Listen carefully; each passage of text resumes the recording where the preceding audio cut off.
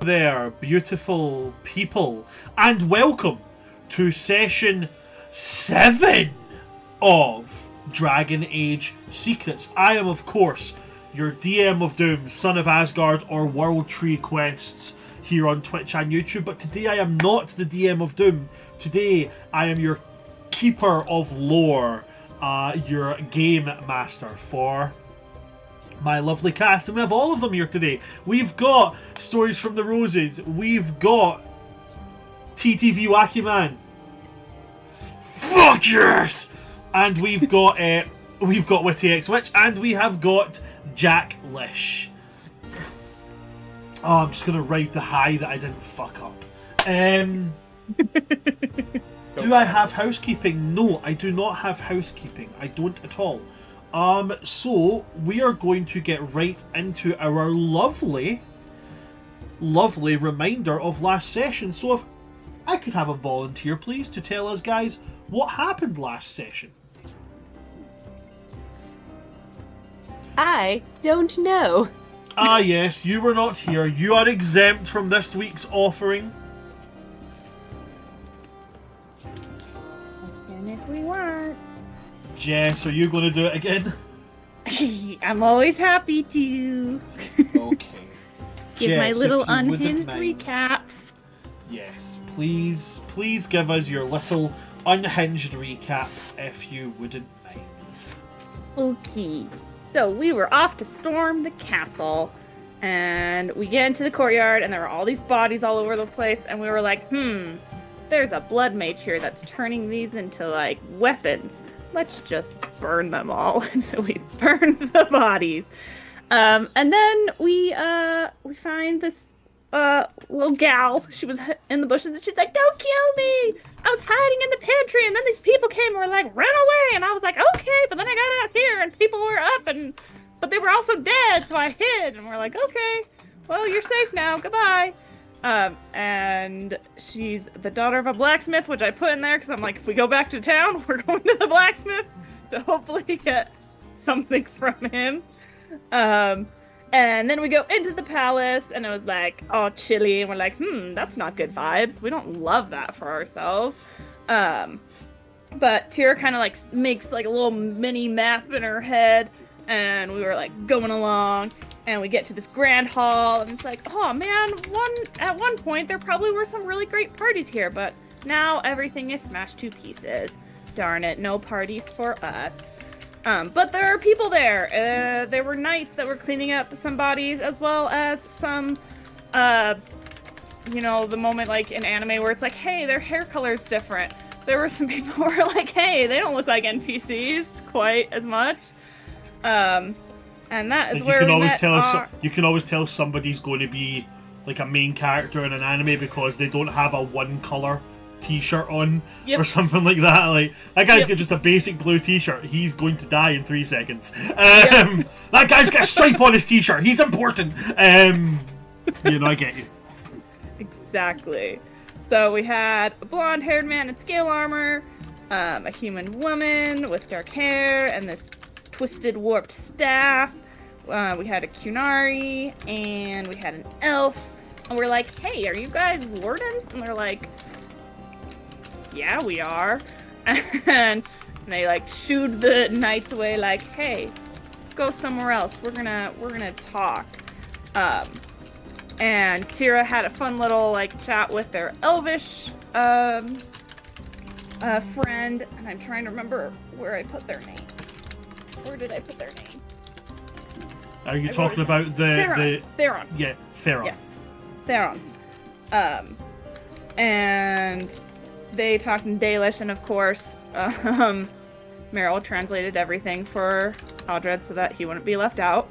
And we find, hey, this guy's Alistair! Woohoo! We know that reference! What's up, dude? And he's like, and me and Theron are the last of our kind.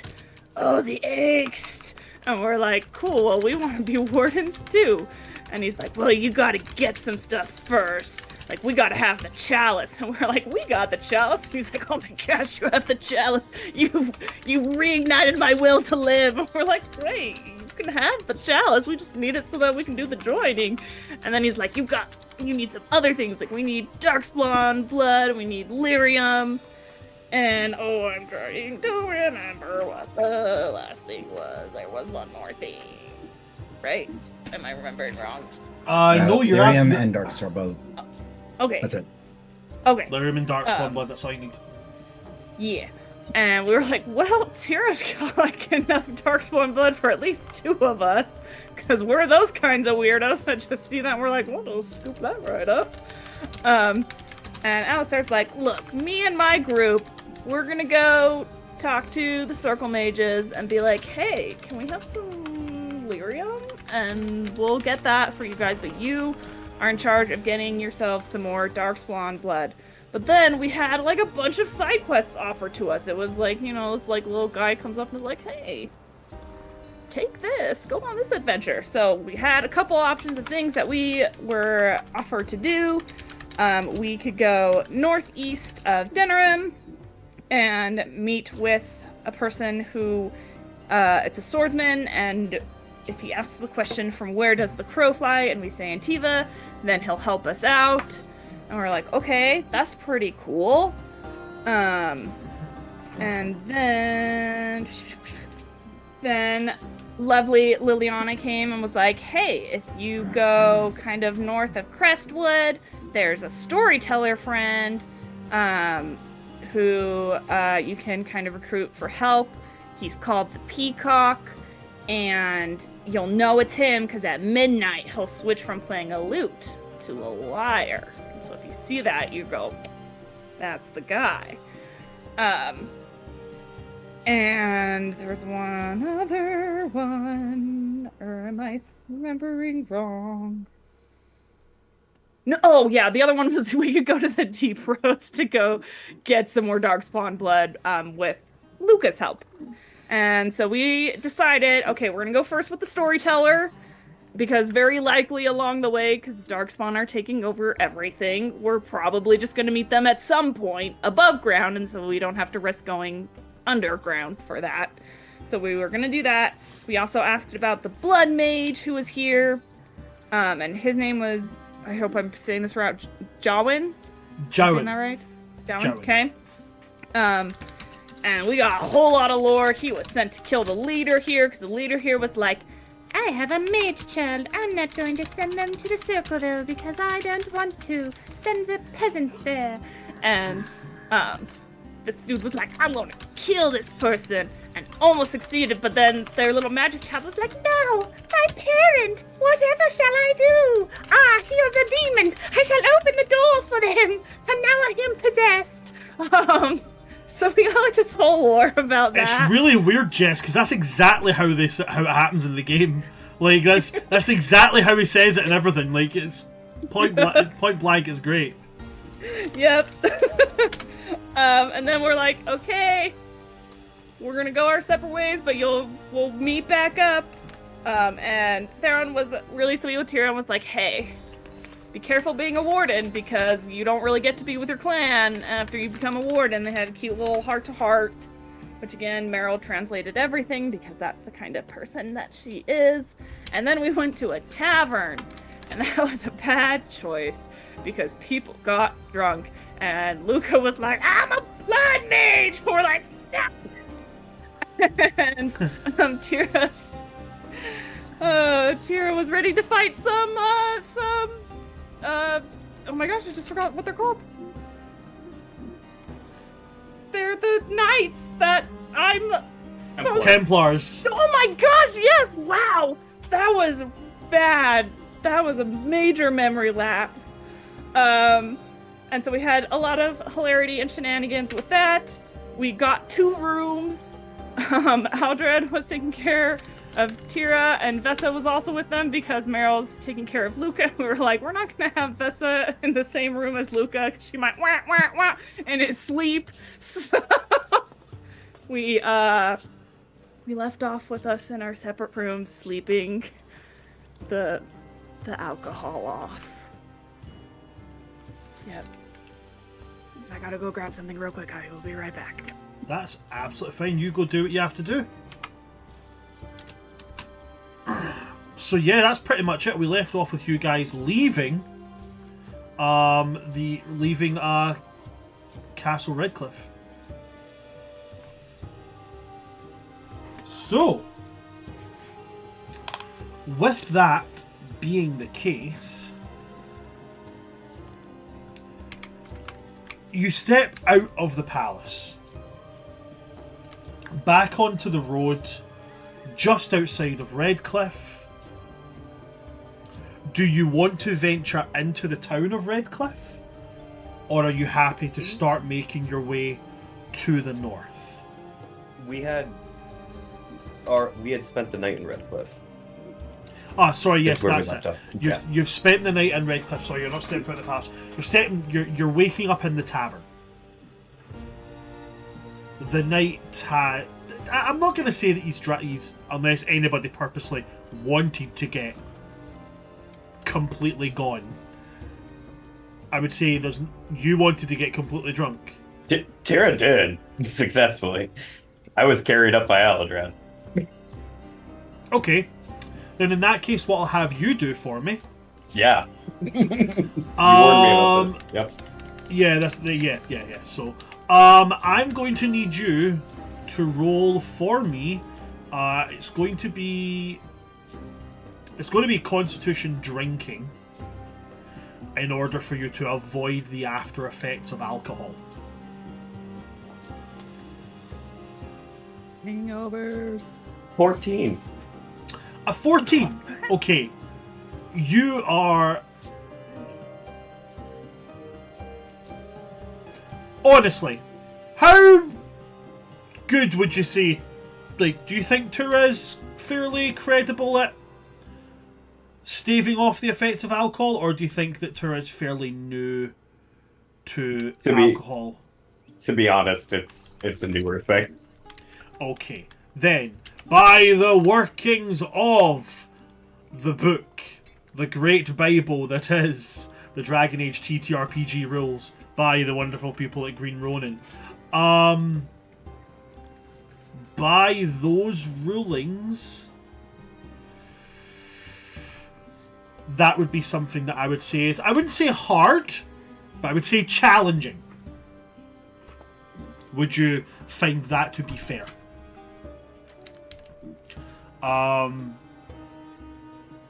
I would say that you scrape by that. You don't have a debilitating hangover, but you definitely got, like, you know, the dry mouth. Do you know what I'm talking about? That fuzzy dry mouth. But I would say you don't have the major bad after effects of it. You're not, like, you know, unable to move and stuff like that. But you most definitely do have some negative side effects, mostly being, like I said, the dry mouth, the achy joints. You know, that kind of thing. Mm-hmm. But it won't carry any further effects other than that. How's Luca? I'll roll for him. Let's see. How's our lightweight? Oh wait, I can't roll. I can't roll with those. I need to roll with Luca's actual dice. So let me just fish them out. How does the alcohol content in your blood affect blood magic? Now that's something we need to experiment. Does your blood magic become flammable? I volunteer restricted.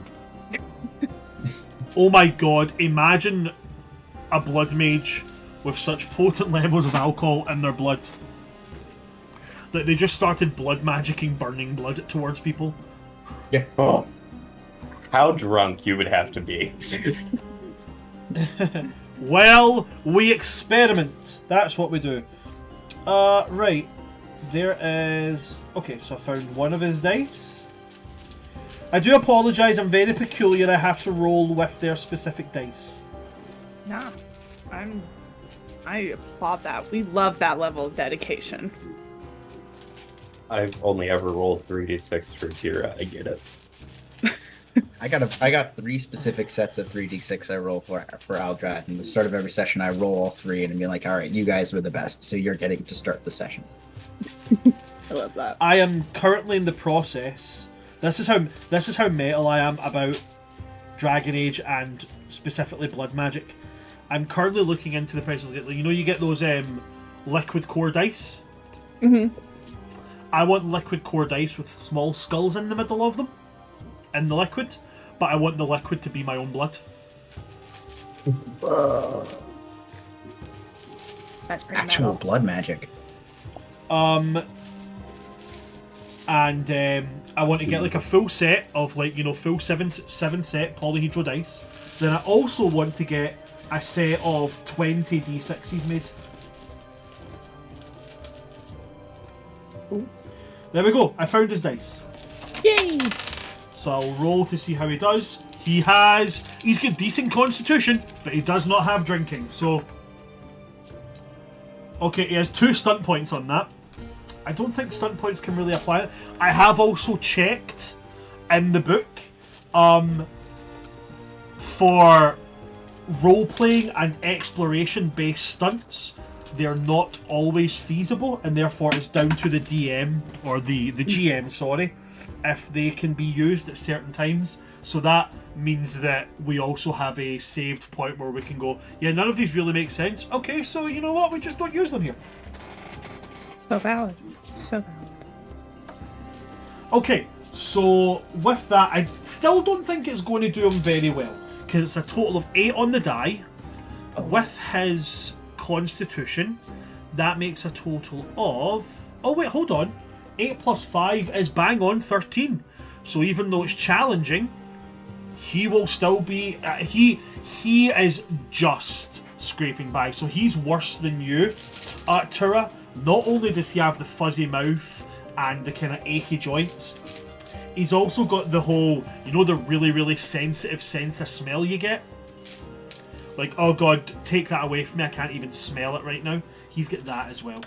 So, nobody's taken any mechanical adverse effects, but you and Luca are definitely worse for wear. Meryl will get some toast and some water for Luca to try and help him with his hangover. As a reminder of where we are, guys, we're going to go over to our handy map so everybody can see us.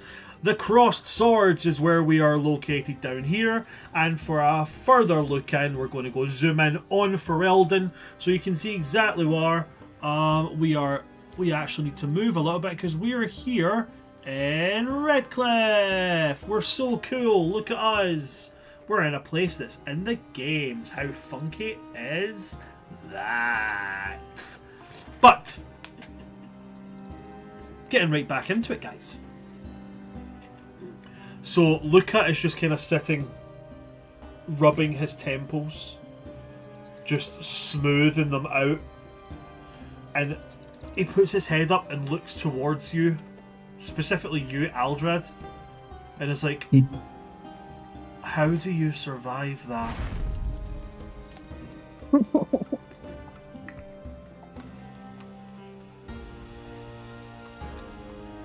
Years of practice. He builds up a resistance to it. I don't want to practice. You don't Best have to you if don't. you don't want to. Thank you so much for the follow, Talking Crit. Thank you. So it just kind of. I have practiced so many things that have been slightly detrimental, but it's been worth it. I don't want to practice that ever again. As Meryl said, you don't have to. And I've known many people when they've gotten good at this, it's hard for them to stop. Best not to. Speaking of which, Aldrad will look to Tira. How's your head? I just have this nasty taste in my mouth. And it's like I sucked on a prickle bush. Here, Drew, I need some water too. Yeah, thank you, Mary. Aldrad saying that as Meryl's already doing that. Just like, yep. He's just Luca's just crunching on the toast, just slow little like rabbit-like nibbles.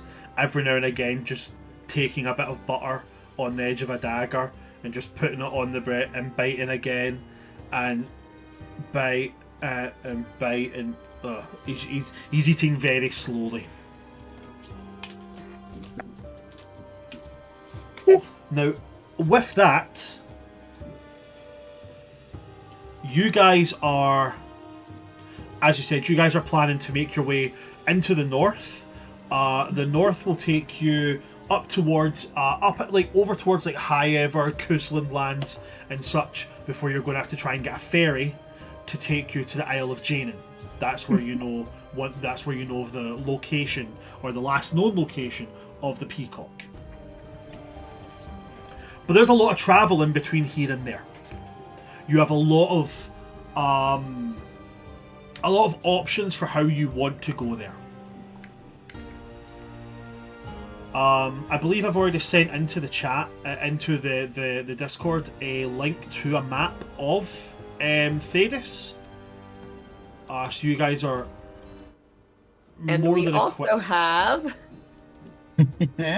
There's also that there, yes. So do you? So right, yeah, you have yours there. Janin will be quite small on that map though. But yep, you certainly do have. You've got it right next to you. You've got the handy version right there. I mean, I could flip it. Freldon's on the other side. Oh yeah, yeah. You've got Freldon on the other side as well, don't you?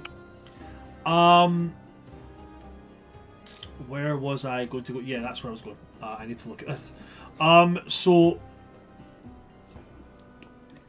for the majority of the travel, being in Redcliffe, you could go up and either way you'll be going around Lake Calenhad. But the journey to the left is distinctly shorter by, I'd say, 2 or 3 days. But you do move past a couple of dangerous areas.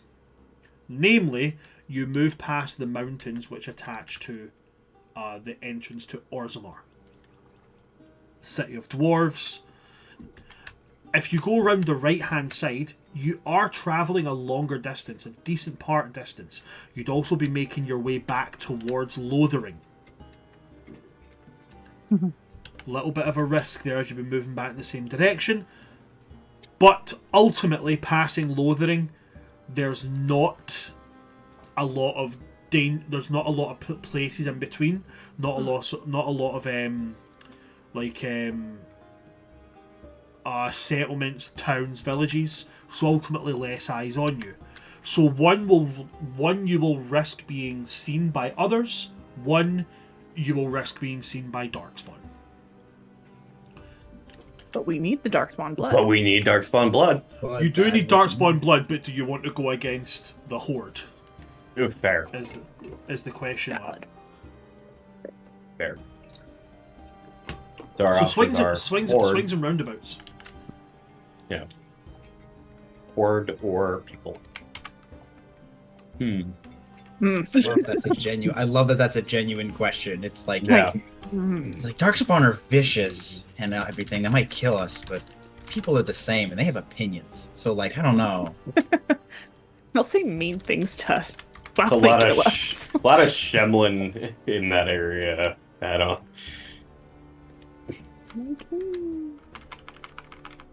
Oh, sorry. I forget. Meryl will be the first one to be like, yeah, they suck. Shimlin suck! It's true. It's true. It's very true. It is very true. So what So do you think? I put it to the party. Which direction do you want to take?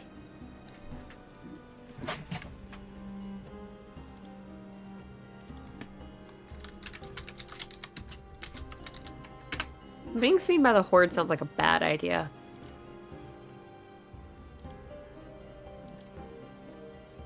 Yeah. Unfortunately so. That means we will be having to interact with more settlements, specifically the Dwarven kingdoms. They can't be any worse than the humans. That's true. And I'm not too shabby in a mountain pass, so... Well, then I think that the decision's made. Meryl's gonna turn to Luca and be like, they're not going to take your toes. Forgot about that. Luca is Luca is like deadpanning straight ahead, just like. I mean, if you say it, I'll trust you, but I will not be taking my shoes off when we camp.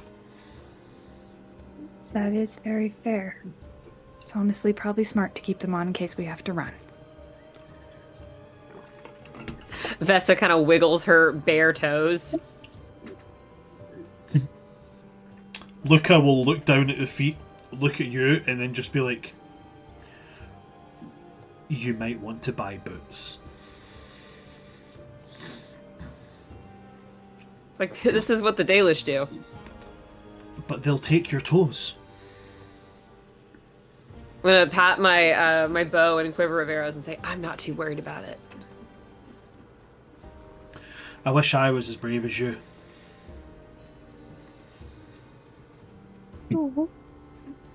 At this point, the owner of this tavern, that lovely guy you've all met, he's gonna wander over, slap down a piece of parchment, and say, "Did you settle up your bill yet?"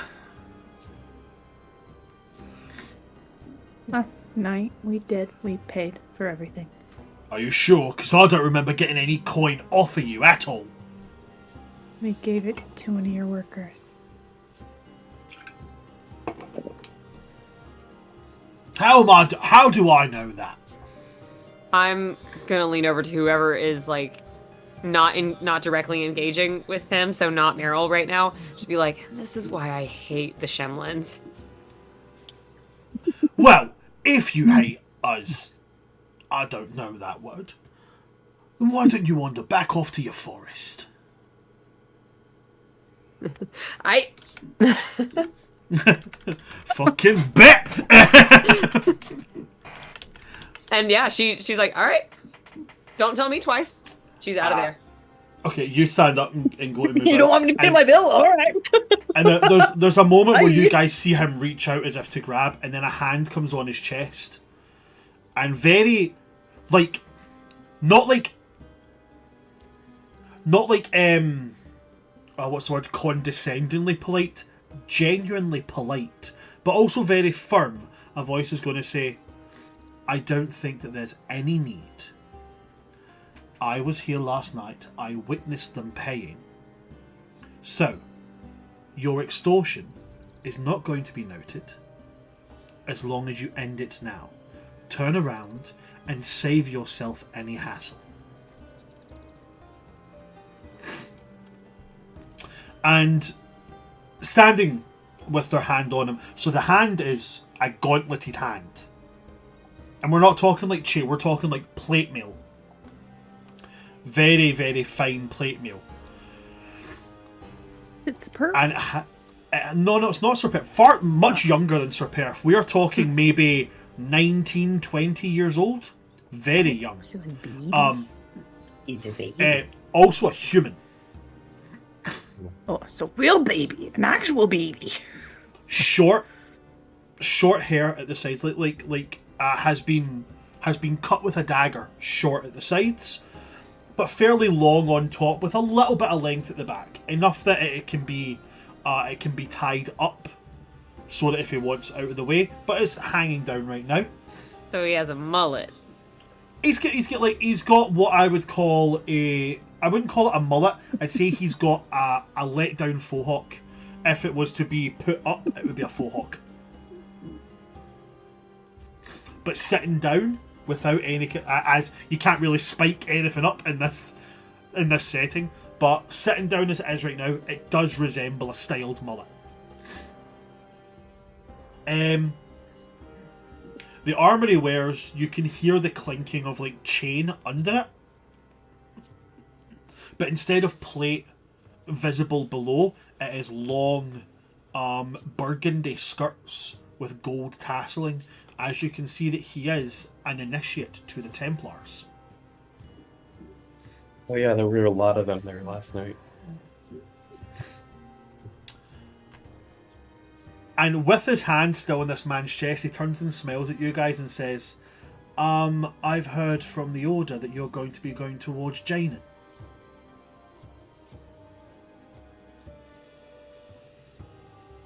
Aye. Fantastic.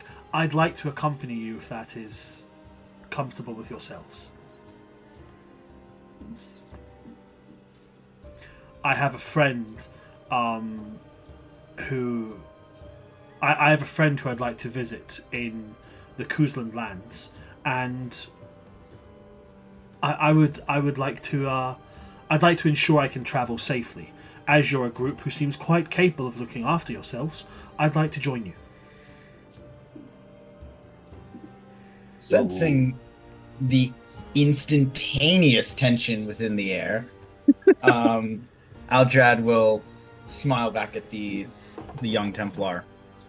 What's your name, young man? Don't want to assume. Oh, Rowan. Oh, sorry. Sir Rowan. I keep forgetting. I'm newly initiated. Of course, Sir Rowan. And who's this friend you're looking to meet? His name is Fergus. I haven't heard from him since Ostagar, and I have a feeling he might have travelled home. And if he has travelled home, he's probably went by the eastern path. But just any way in which I can safely reach the Kuzland lands, I would very much like to be able to ensure he is safe. If you don't mind my joining you. You seem friendly enough, but could you give our group a moment to deliberate? Is there a place we can meet you before we head out of town? Of course. If you follow the road down into the village, there's the chantry. I'll be there packing my belongings for my journey either way. I hope you don't mind. I do have a companion who would come with me. I do have a horse. I do promise you he's very well trained, and I do have a cart as well, so there would be an ease of travel, certainly, if you would be all right with him joining. But yes, I will be there if you wish to find me. Excellent. And he'll make his way out and down towards Redcliffe. Aldrad will turn back to the party. Is the owner still like hawking us? Or is that No, enough to scare him off? no. His extortion attempt has been called out, so he's like licking his wounds at these wee counter. If you've played the games, you know that little fucking bar area he's got, where it's got room just enough for a fairly pudgy older man to just hide in a corner and bitch about something. So he's there. Turn back to the party in our booth. Now, I was being polite, but I assume that would be an extremely dangerous prospect. I mean, you have two mages that don't exactly have Templar leashes on. He seems young, though. Maybe he doesn't know.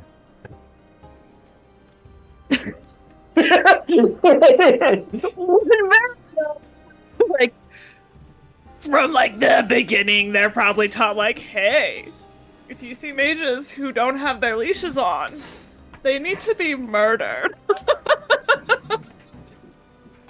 Like, Ha! doesn't your You want to circle be make a Templar?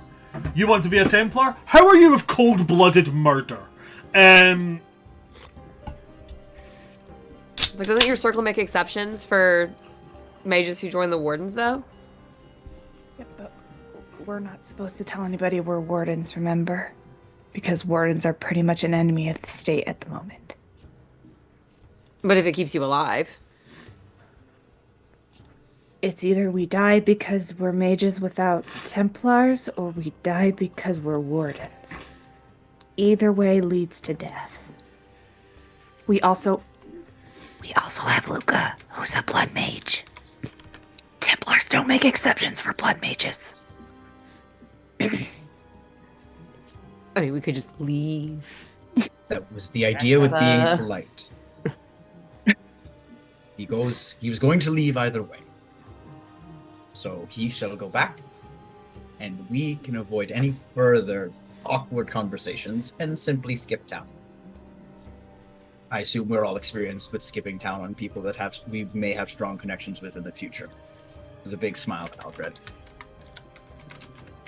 But also, if we have more people who try to, extort, it would not be unwise to have a human of some renown, like a Templar, to put in between us and them. He would serve as a very great meat shield. Don't get me wrong, I don't trust very many humans, but this one did just help. The idea of not And where's that fancy armor that they like to respect? And we wouldn't have to walk.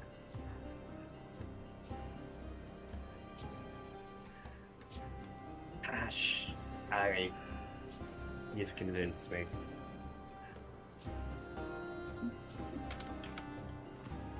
Luca, can you hold off using blood magic while we are with the Templar?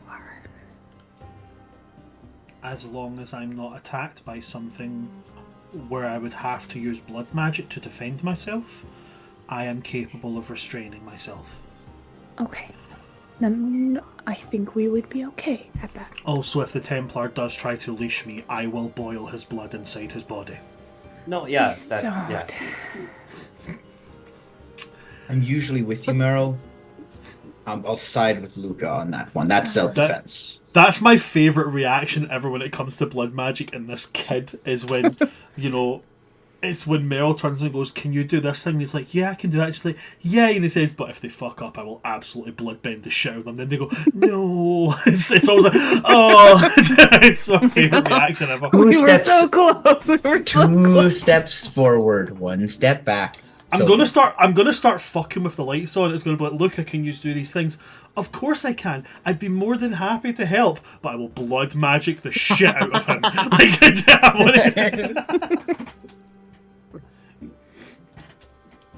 Vesa very uncomfortable with the conversation about blood magic. It's like, okay. Or we could just not use it when we have friends in the group. Luca goes very, very quiet and just kind of looks at the table.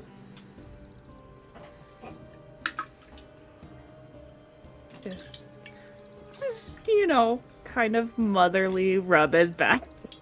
Okay. It's okay. Auntie Vessa's just a little bit nervous. Auntie Vesa.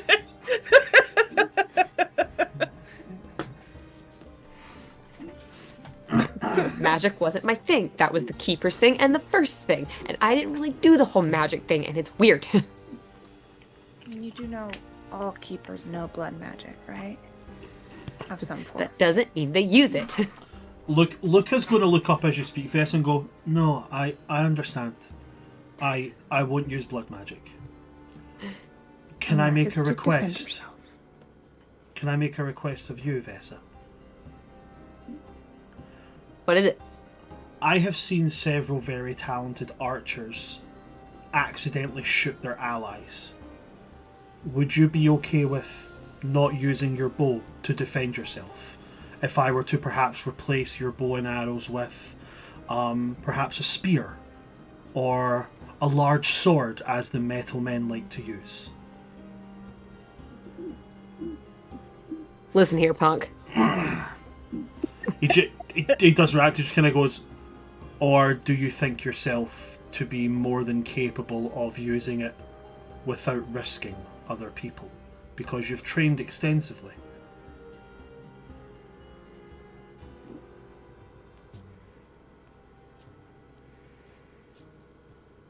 Listen here, kid. You've got other spells you can use too. I'm gonna leave. And she is just like, "Nope, I'm out of here. I'm leaving the creepy kid."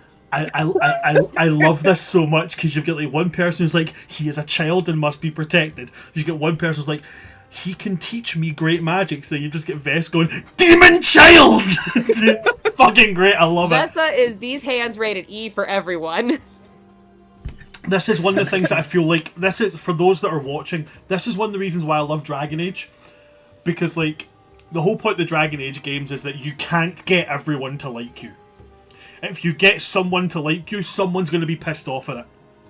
And in D&D, there's such a thing for everybody to love NPCs. Whereas in Dragon Age, you want an NPC that is really cool with somebody but fucks someone off. Like, you want it so much, and it's so good that it's actually happening. Like, most people in a D&D party would be going, oh my god, the NPC's making that character uncomfortable. But in Dragon Age, it's like, that means it's working. So good. But Like, yeah, and like fantastic. Vessa's going through this like whole journey on her own of like pro elves hate humans. Okay, but actually some of these humans have been nice, and also blood magic bad. So So valid. Humans are evil. Hey, elf. Like, your bow's really cool. I'd like to give us. What are you trying? No, humans are not nice. I just wanted to tell you that your string looks like it's fraying. It might break. Don't you do that to me. 2 hours later in the middle of a battle. Ping! Shit, my string broke. Fucking humans! What's been all along? But yeah, okay, fantastic. So, from what I'm understanding, the party is in agreement of taking Sir Rowan with you guys. I'm pro. Yeah. Okay, cool. Then in that case... Reluctantly. We're just Reluctantly, gonna use yes. him. It'll be fine. Listen, He's we a need your convenient card. meat shield. That's it. I need your clothes, your boots, and your motorcycle. Basically, literally, that is what we need Sir Rowan for. We need his clothes and boots, his uniform, and his motorcycle. His Absolutely. cars. So with that, you finish up your breakfast. You guys are able to leave here and make your way down into Redcliffe. Now, for the fact that Redcliffe is a fairly large city, its commercial centre is quite small.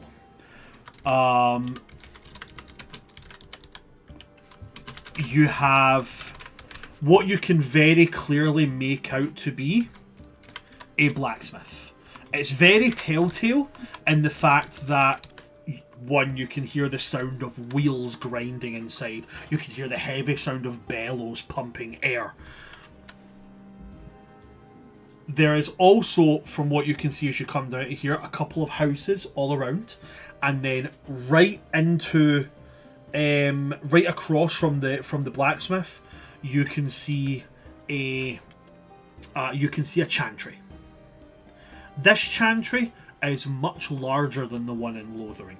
This seems to be like a full-fledged. It has like a dorm and such attached for lay sisters and brothers to be. There's a small kind of like dock area, a very small. You're talking like 1 or 2 ships, and then you have a like stilted platform which holds houses, and from what you can see, a couple of shops and a large storehouse. That's really the major part of the commercial centre. There is definitely the remnants of previous battles, lots of boot prints around this area, heavy boot prints that you would expect from like a fighting force, as well as what you can see to be impromptu like barricades. And you can see like drag marks and such from where evidently dead have been dragged off towards the lake, where you can see several bonfires are being lit.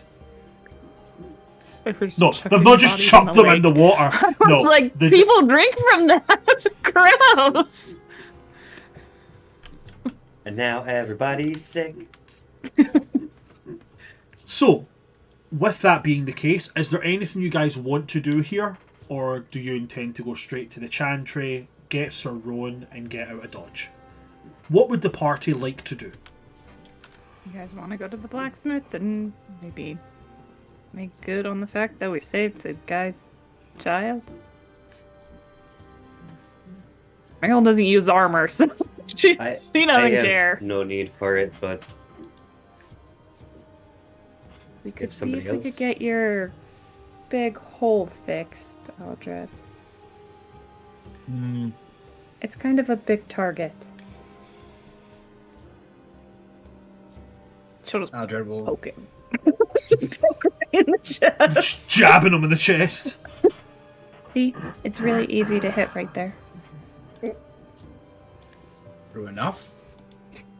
Think of it more as a natural taunt. Inviting someone to go for this area. I know where they're going. And besides, a little sentimental value to it. It's fair. I guess. Also, I have Gambus underneath it. It's not like, come on. It does still, there is still something there. Just like a bare chest, like circle there. Like, it's nothing else. pectoral. That's it. Yep. Like you got like a boob window in your armor now. Yes. That is. You will forever be known as the Kunari with a boob window. Hey, given how some of their armor looks, I think they all have boob windows. Yeah, that is actually very fair. You're right. So no, I'm keeping the boob window. Thank you very much. It was getting me back in tune with some of my culture I've been separated from. For his pillowy man So, bosoms. so talking critics just put here, it doesn't have to be a boob window. It could be a magnificent chest hair porthole. Be that.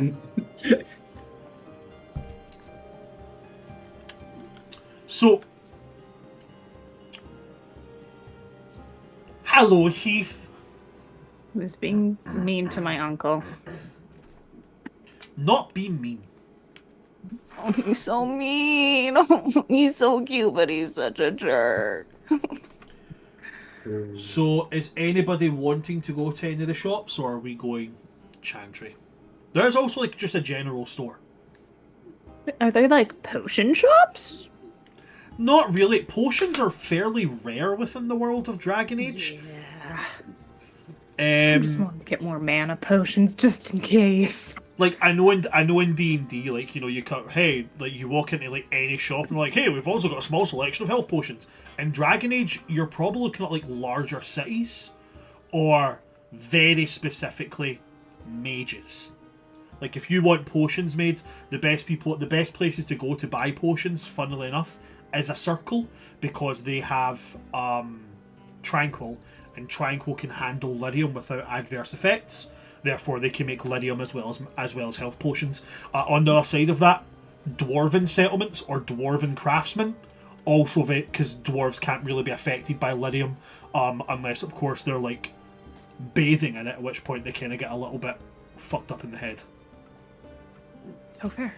Like there's a guy in the game in Orzammar who's been around lyrium for way too long, and he just has no filter between his head and his mouth. So somebody's just like, "Hey, welcome! I've got some lyrium stuff. You've got a really big forehead." What? Oh, did I say that out loud? Shit, sorry. It's actually quite funny. But yeah, so you'd be looking more for mages or for dwarven settlements for potions. Cool. Oh, rats! We should have gone the shorter way. Then we could have gone to the dwarven settlements and gotten health. Wait, that is the way that we're going, right? I thought we were going the right way. No, that is the way we're going. I'm down. Yeah. We can The go other there way and was get- by Lothering and the Horde. Either direction would have gotten us to potion makers, though. It's true. Yeah, either Yes. way. So if you go to the right hand side, you do.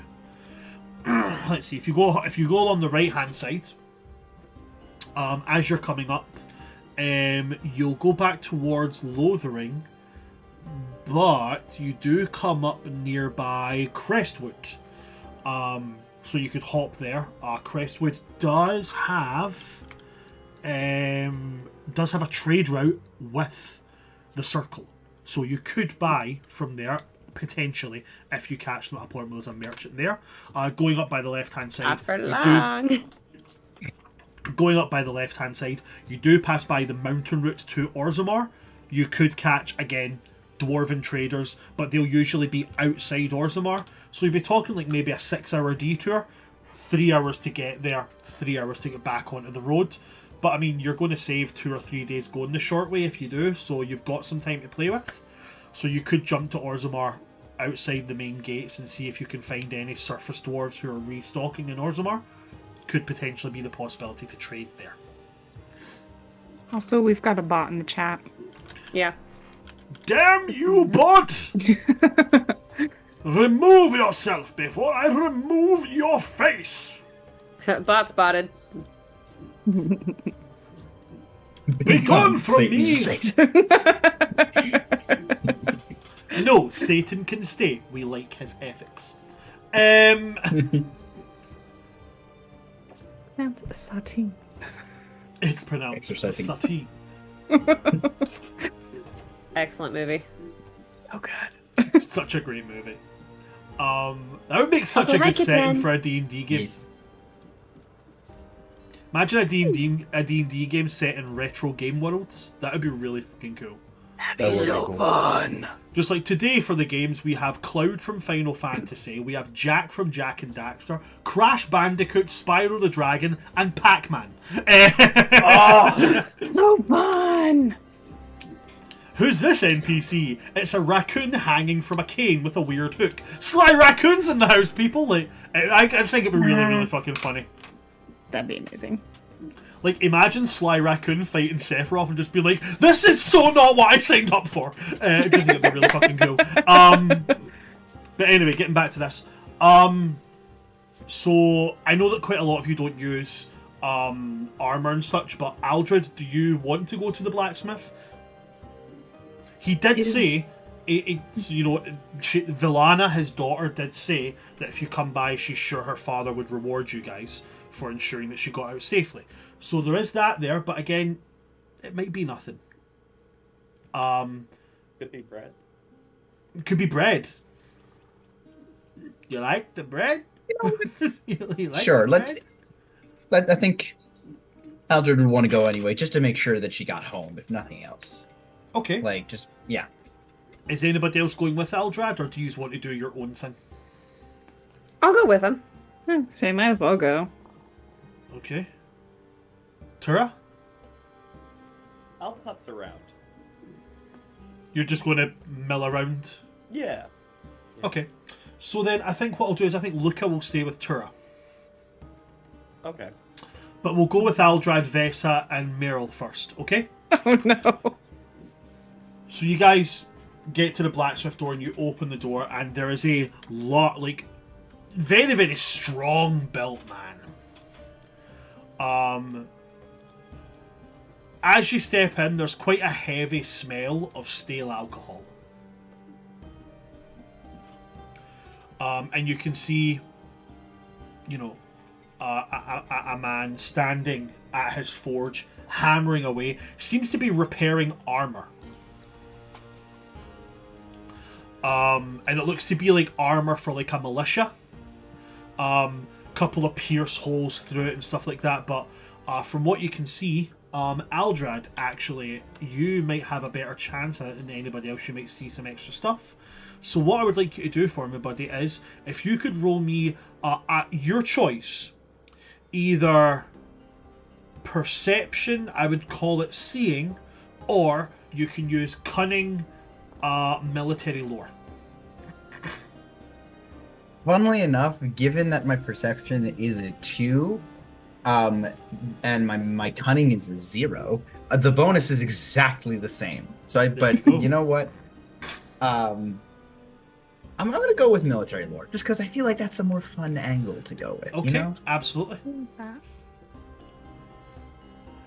Well, I'm going to be swapping these dice out very soon. They're technically as stunt points, but don't know how many. If 2 stunt points in here is going to help. So I would count this as being a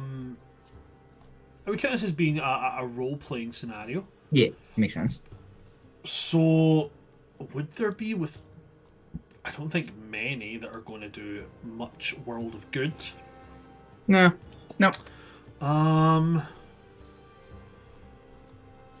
No, I don't see any that are going to do much in the way of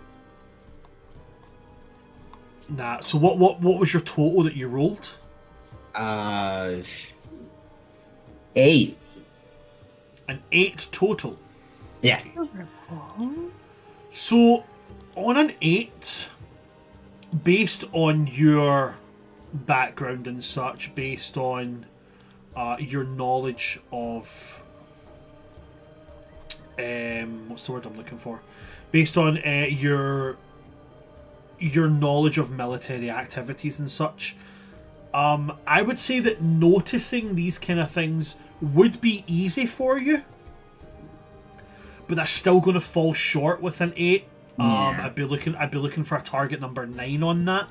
So as you look at it, he's just hammering away, and he seems to be repairing a hole in the armor. Seems to be repairing it fairly well. As he turns and he looks at you guys, and he kind of brandishes the blacksmith's hammer, but not in like a threatening way, more of like a, get the fuck out my shop kind of way. And it's like, I've already told him, I'm getting done on the works. He's just got to give me a bit of patience. I'm only working myself. He goes back to hammering. And Villana will see you guys and be like, and then she goes over and like pats him and speaks to him quietly. And he goes, he immediately like looks up, eyes wide, drops his hammer and goes, "Oh, I'm terribly sorry. I've had a load of people rushing my work. Not Villana, Venora. Getting the names of NPCs wrong now. Well done, Bran. No, I'm still wrong. It's Velena. That's where I'm getting myself. Velena. I've erased this NPC's name 2 times. I'm sorry. There's so many V's. There's so many V's that end with A. So Velena. And I didn't make it easier. Yeah. So he turns around and he's like, I'm very, very sorry. Velena tells me that you made sure that she got out of that palace safely. I'm indebted to you. I really, really am. I don't have much of a selection, but whatever I have is yours for a discounted price if there is anything you would want. And he's going to kind of straighten up, puff his chest out and be like, I know it doesn't seem like it right now, but I'm one of the best smiths on this side of Lake Calenhad. Then I hate to disturb your work for long. I want to check mainly that Velena had safely gotten back home. She has returned safely, and again, I truly do appreciate your actions.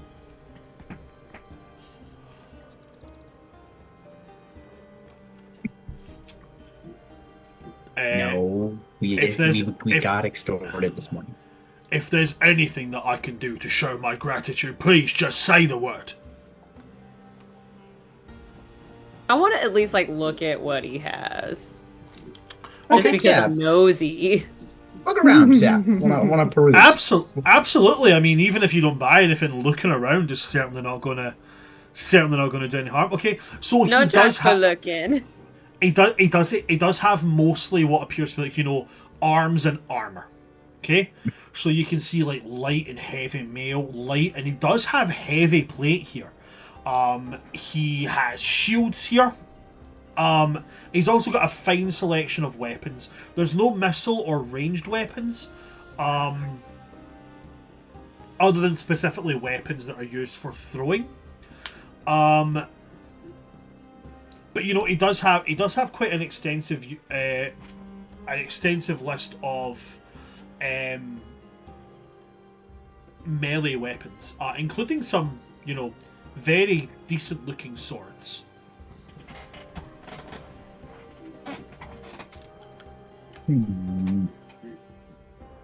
There is a sword mounted on the wall. Looks to specifically be a greatsword, but a very strange design of greatsword. It's not often you'd see a greatsword with like a leaf-shaped blade, like it kind of curves in, then comes out again at the heavier tip. Aldrad, with your military lore, I'm not going to make you roll for this one. this would be a routine thing for you. But that kind of sword with a wider head, like a wider tip on the blade, is the type of sword that's usually used for like cleaving through heavy defenses. Yes. Swords designed like this that are well made can cut through chainmail. So it is mounted on the wall. It is very evidently a human designed sword. It has a heavy crossguard, quite a wieldy handle, and the blade is very long. Even for yourself, Aldrad, usually Kunari blades are designed specifically for the Kunari in person. Human swords are usually, even human greatswords, a Kunari could wield a human bastard sword with one hand very simply. This sword is the type of sword that could be wielded by you comfortably as a two-handed sword. To a human, it's probably going to be a two-handed sword. For yourself, it would probably fit more as a bastard sword, but it would not take much to alter it to being a two-handed sword for you.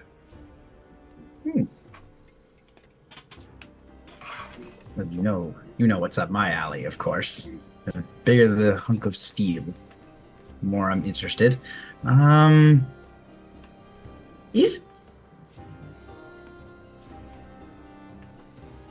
Don't know if I have the liquid for that kind of blade right now is the issue. Because that looks like it would be...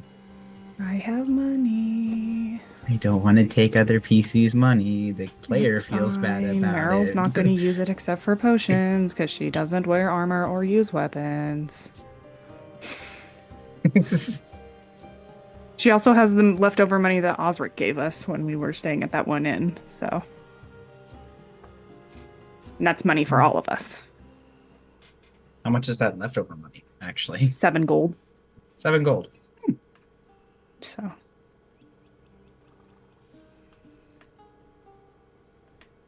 And also, all of the money she's gotten has been from people Aldred has murdered. So. She has not been earning her own money. It's all just been like, Aldred being like, cut you down. Hey, here's some money. Have it. Thank you.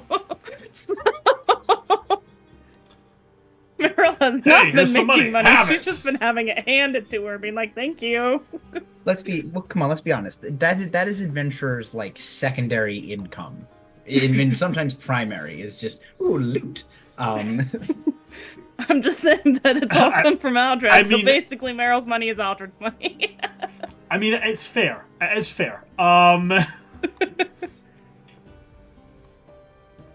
Mighty fine looking blade there. I'll point at the one that you had just kind of described. Keeper. How much for that one? And he looks up at the sword and he goes, "Oh, that's that is it's a family heirloom. Okay. I was never quite blessed enough to be able to wield it. My grandfather, he was a," and he kind of puffs his chest up again. He was a knight commander with the Templars, and that's his weapon. He's going to look at Valena.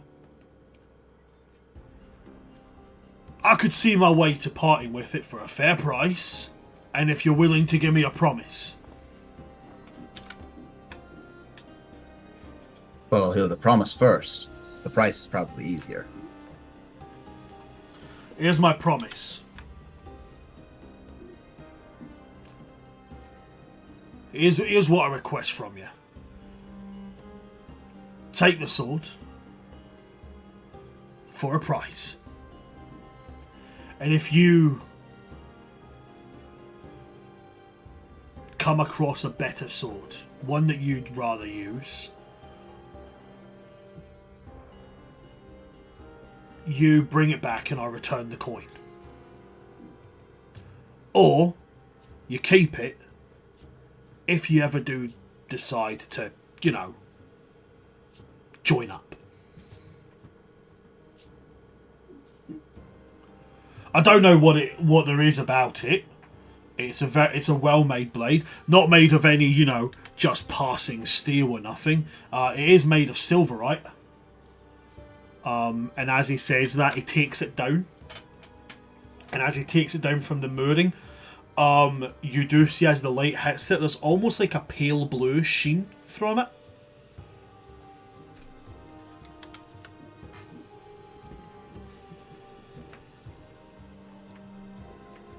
I think I'll struggle to find a better blade than that.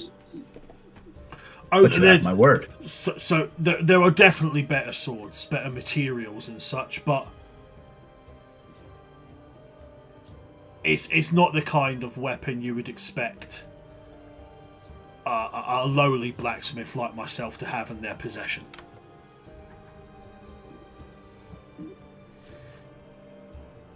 But I'd be, like I said, I would be happy to... I'd be happy to give you it for a fair price. Do you have a starting price? Going by the weight of it, going by how much metal I know went into it, I think a fair price, me personally, would be 120 silver pieces. And to confirm, that would be 1 gold and 28 silver pieces. 1 gold and 20 silver pieces. 20 silver pieces, yeah. Or you can attempt to haggle. It's a fairly heirloom, and we have 7 extra gold. I think Aldrad will just give the exact price he listed, and there is this... He says that, and before the thought, like, he's fully finished the sentence, he's already got the gold in his hand. Or the money in his hand. Okay, so we'll take it down, and you'll say, its name's Chainbreaker. I hope it does you well.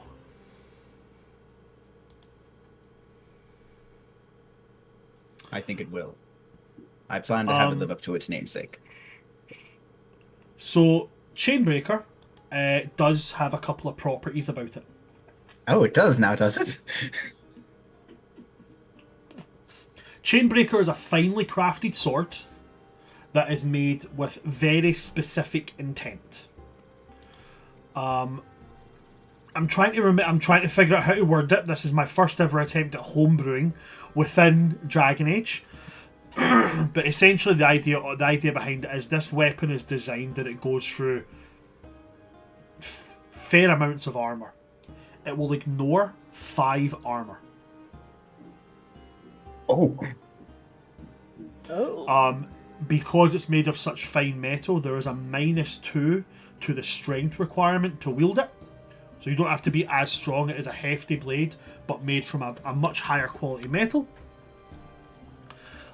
It does give you... sorry, give me a moment. It does give you a couple of other things. So, just while I'm looking over here, just double checking I've got all this right in line.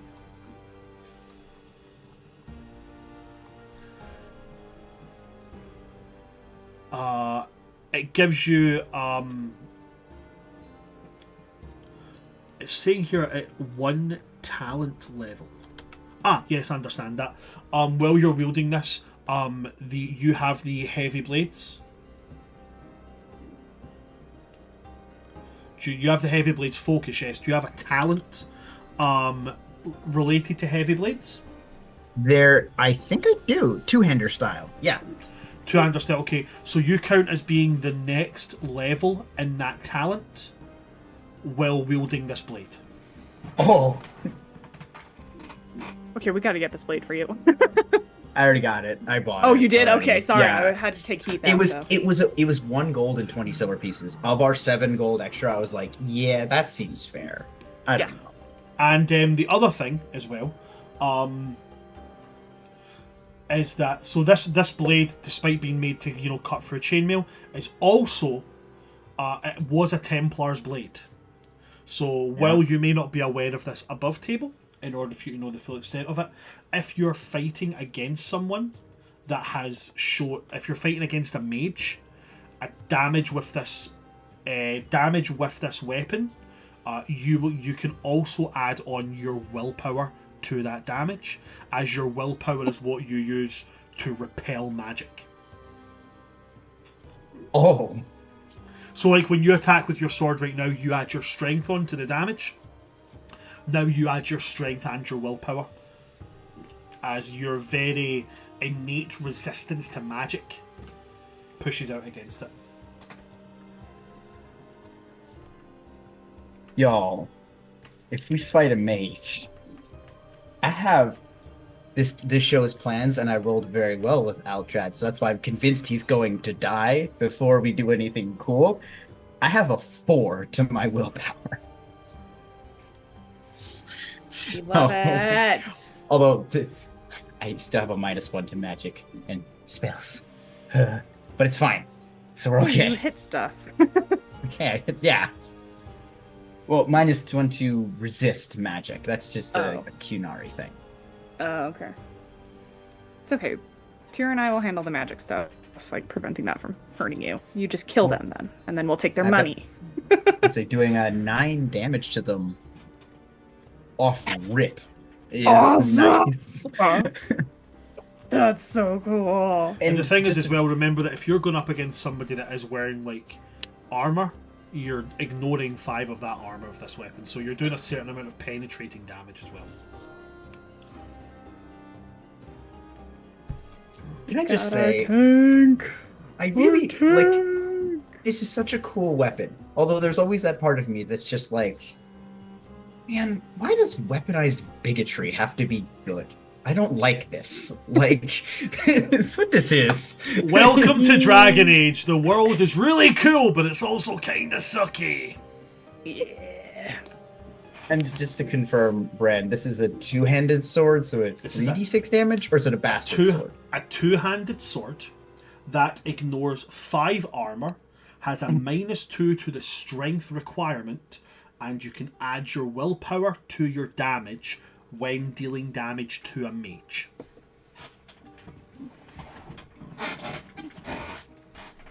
Got it. Tyr and I just need to never make Aldred mad at us. Or we will be cut down so fast. Vess is feeling a lot better. I feel like my statement, Aldred will not make the statement again, but the statement of, I will struggle to find a better blade. I feel like, for a minute, this seems pretty good. We love it. We love that for our big guy. Also, the way you described it, Brent, he sounds so cool. Like, I'm thinking of, like, an armor slayer from, like, a lot of the Fire Emblem games, but bigger. Yeah. I'm so here for it. I think I'm glad. when Aldred gets the blade, there's this... He was raised like a weapon is a tool, but there is some amount of... Not so much reverence as he was raised, but now holding this, he takes it like very gently almost. And then kind of slings it onto himself. Another thing I just wanted to quickly check as well. Do you have the focus for... you have the focus for heavy blades. You also have the talent for two-hander style? Yes. You have both those? Cool, just double checking. Because it's silverite, different materials give you different benefits. Because silverite is quite a rare material, it gives you the focus in the weapon, and it also gives you a talent level. So I just wanted to double check. So if you've already got the focus, that's fine. You have the talent for two-hander style, but you now have the second level in that talent because you have the blade. Okay? Yep, I'm a journeyman in that now. That's so cool!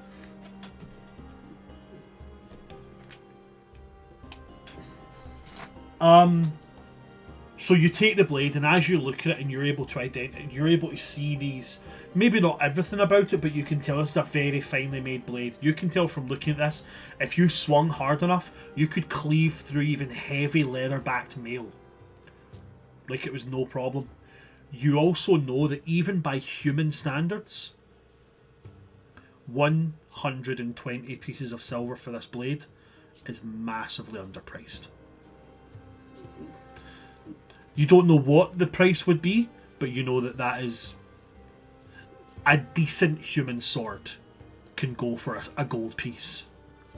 This is far above decent. It's up to you what you want to do with that.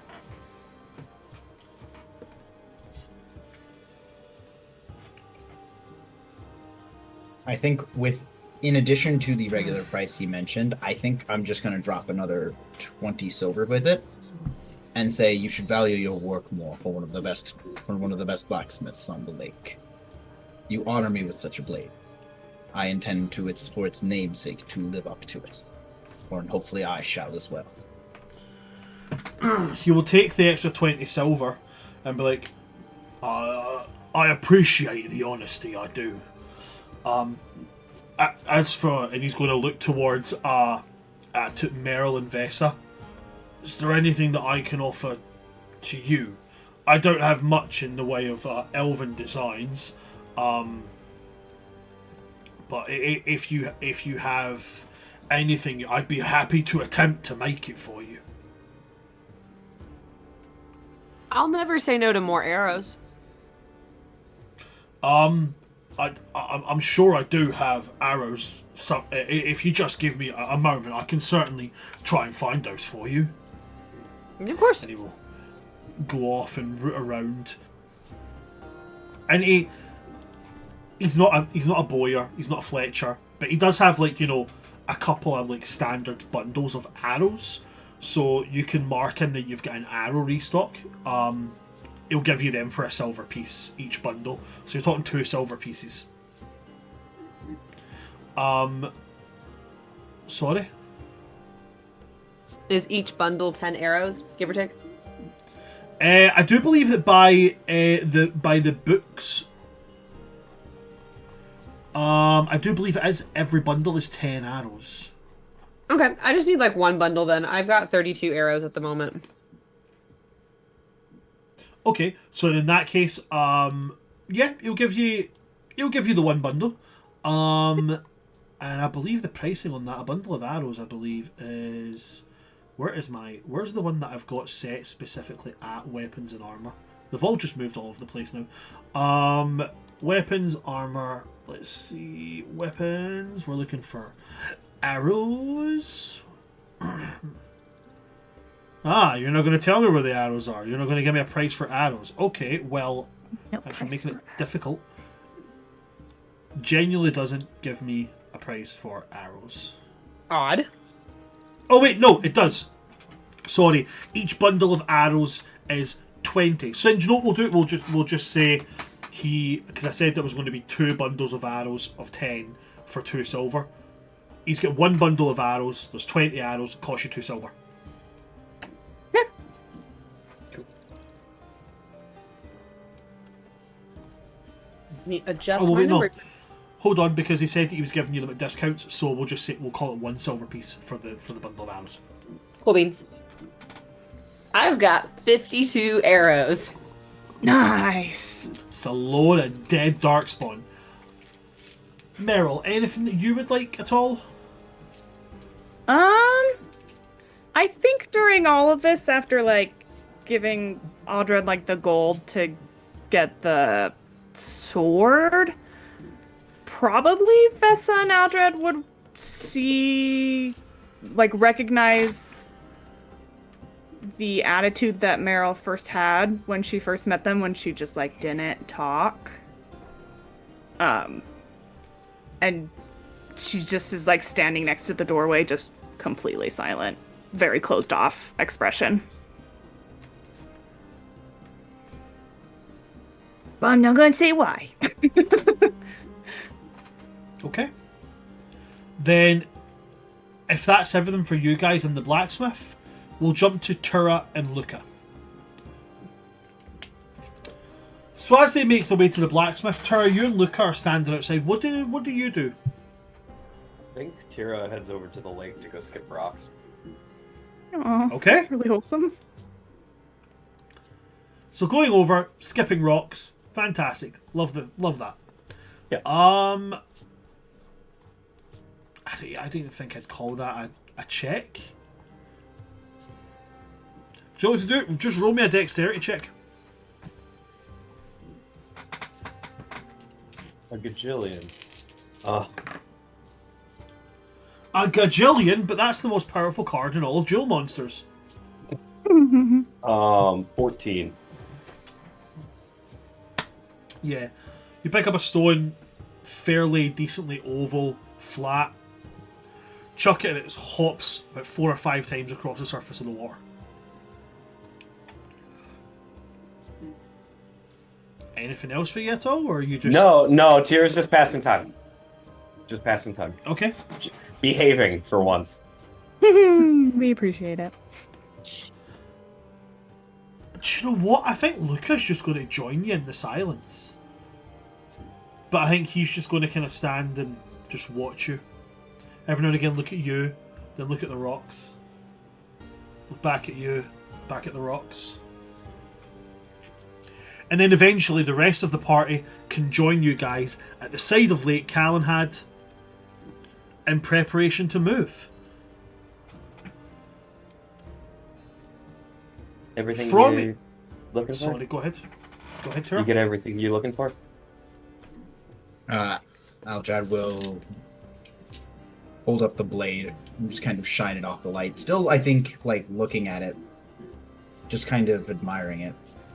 That sword is the size of me. Well, using your words, I'm very strong. Fair enough.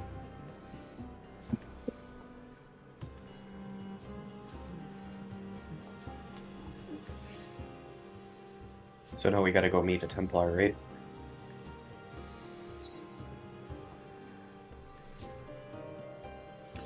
Yes. Cool.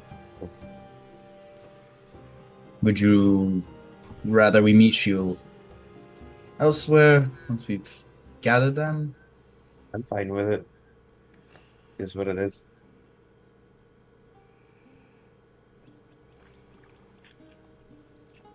Could I make an empathy check on that? I don't know. It just... As long as our keeper's fine with it, I'm fine with it. Yeah. Yeah, go for it, of God. course.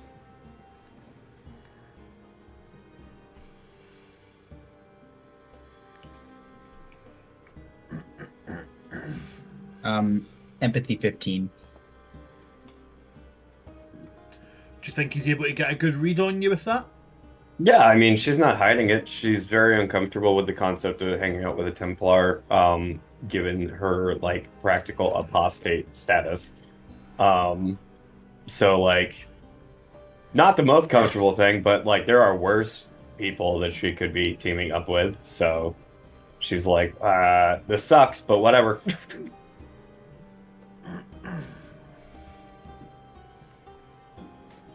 Okay, think- so that's what you're able to tell from that. So what do you want to do with that knowledge? I think Aldrad will... How open in the, like... Are we, like, just by a bunch of people currently, or... Nah, fairly widespread. I think then Aldrad will turn to the three mages in a hushed voice, but it's a very serious tone. I know he might be beneficial,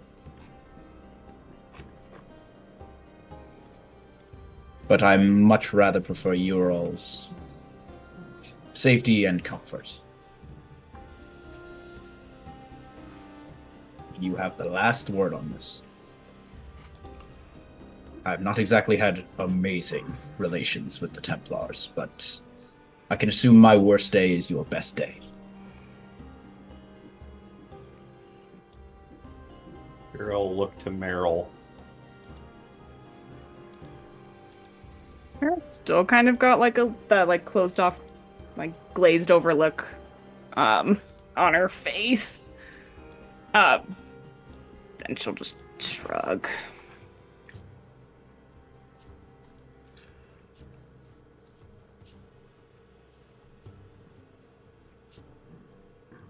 Luca will just say the exact same thing that he said before. I'm I'm happy to have him, but if he tries to leash me, I will. Yes, fight yes, back. we know. You'll make all of his blood fall out of his ears.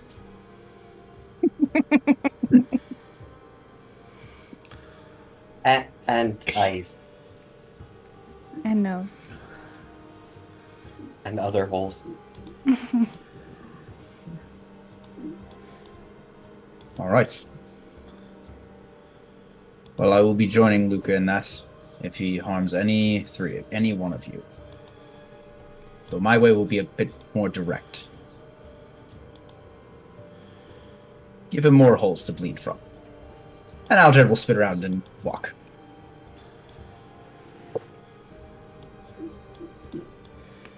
Okay, so you're going towards. You're going towards. The chantry. Whereas, okay. So you make your way over to the. Sorry, As go we ahead. start walking, Vessa's gonna be the last person to start walking, kind of say to herself, like, we're all so bloodthirsty. Only The for one who was like ready to Templars. wah, wah, wah. Only for Child. Templars. Oh, she's including herself in this. Oh, Otherwise, I said we're all so bloodthirsty. so valid. So valid.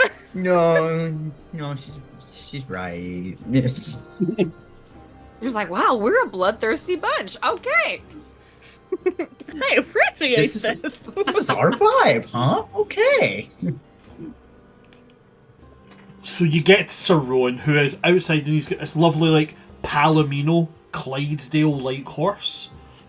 He's just kind of stroking it, and as you guys approach, he turns and he goes, hello. So, are we to travel together?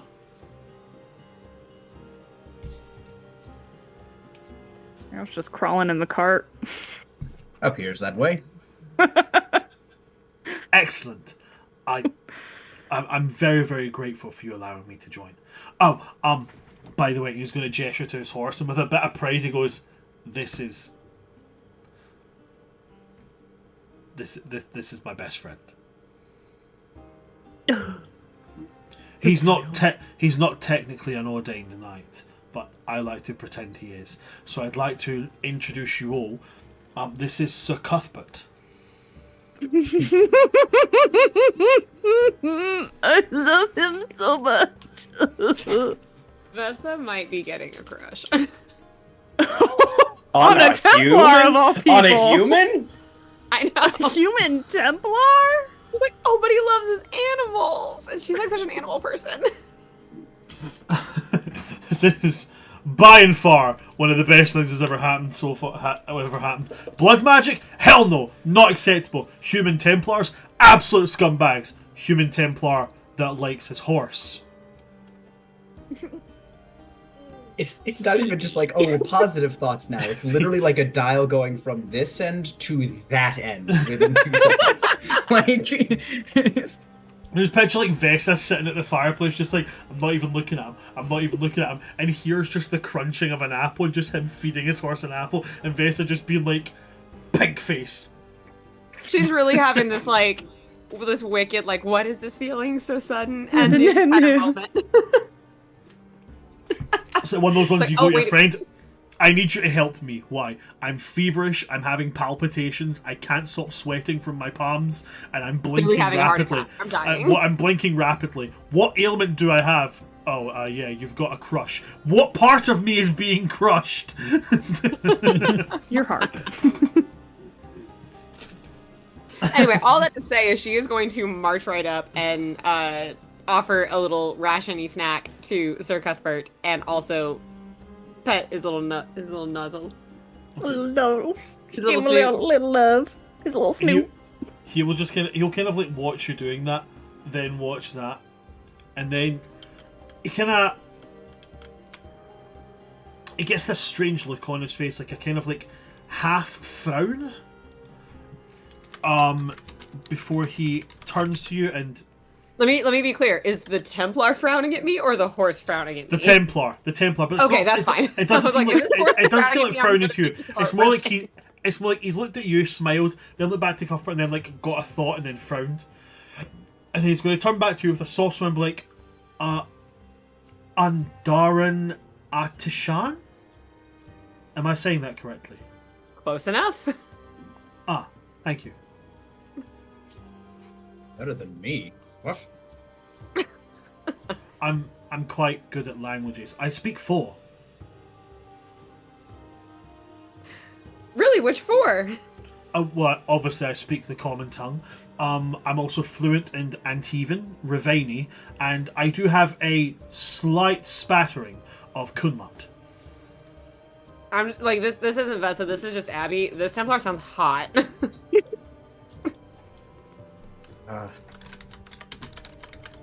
Even with the mullet, hot.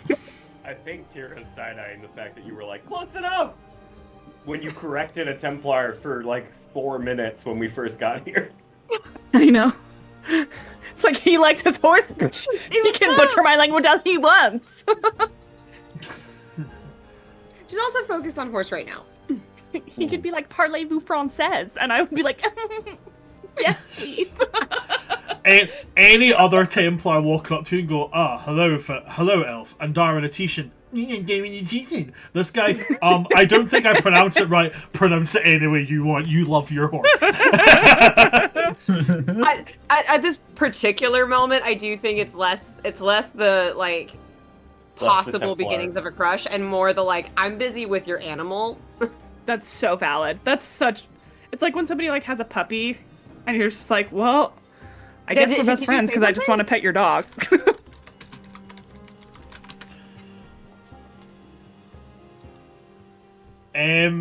To you, as he says, you know, the list of languages that he can speak in, mentioning Kunlat. Yeah, I thought I misheard that. Yeah, he will turn to you and he will Shana Hedan, which is a very, very common Kunlat greeting, which literally translates to you, yeah, I hear you. I have the list of like words pulled up in front. If I'm not looking at the call, I'm either looking at the map or the language is the two things I'm looking at on my screen. So you could say I'm studying, but I'm also just, throwing in a word here and there. Yeah, so I think it's Shana Hedan is hello, and then Pana Hedan is goodbye, or as they translate, Shana Hedan, I hear you. Pana Hedan, I hope you find shelter. You gotta love the Kunari, man. They're fucking great. I love that they're basically like, peace out, find a roof. The idea of hearing any Kunari going, peace out, find a roof, and walking off boldly is so unhinged. I know. Kunlat. Just like, I love the idea of like Kunari to us sounding like, you are a strange person, in their own tongue. It's like, dude, this fucking human's whack. Like, I was gonna say, there's this weird when he says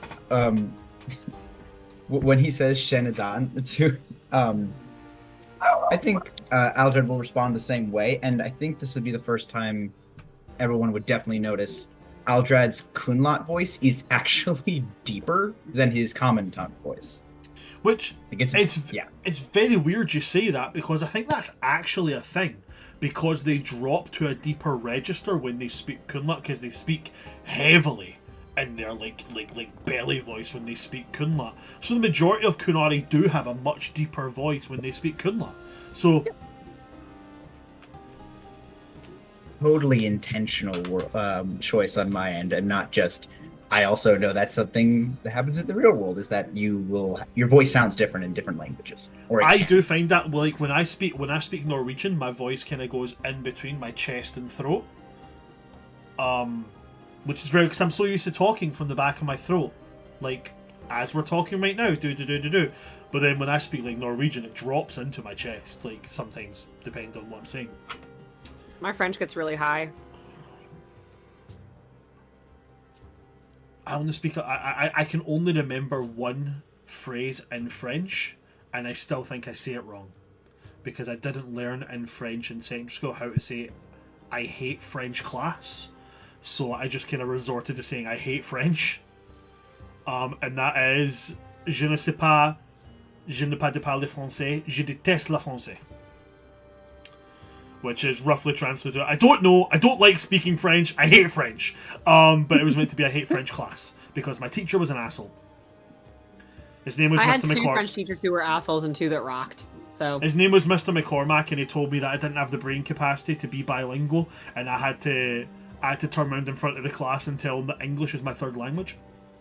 did he have a cousin who taught calculus at my school? Because that's what that teacher told a lot of kids too. Is his name Mr. McCormack by any chance? It was Mr. Wells, so it'd be a distant cousin. Okay. Probably are. Please. Did he have a weird thing where when he turned round to the board, he breathed weird? I got out of ever taking his classes, so I don't know. Alright, okay, cool.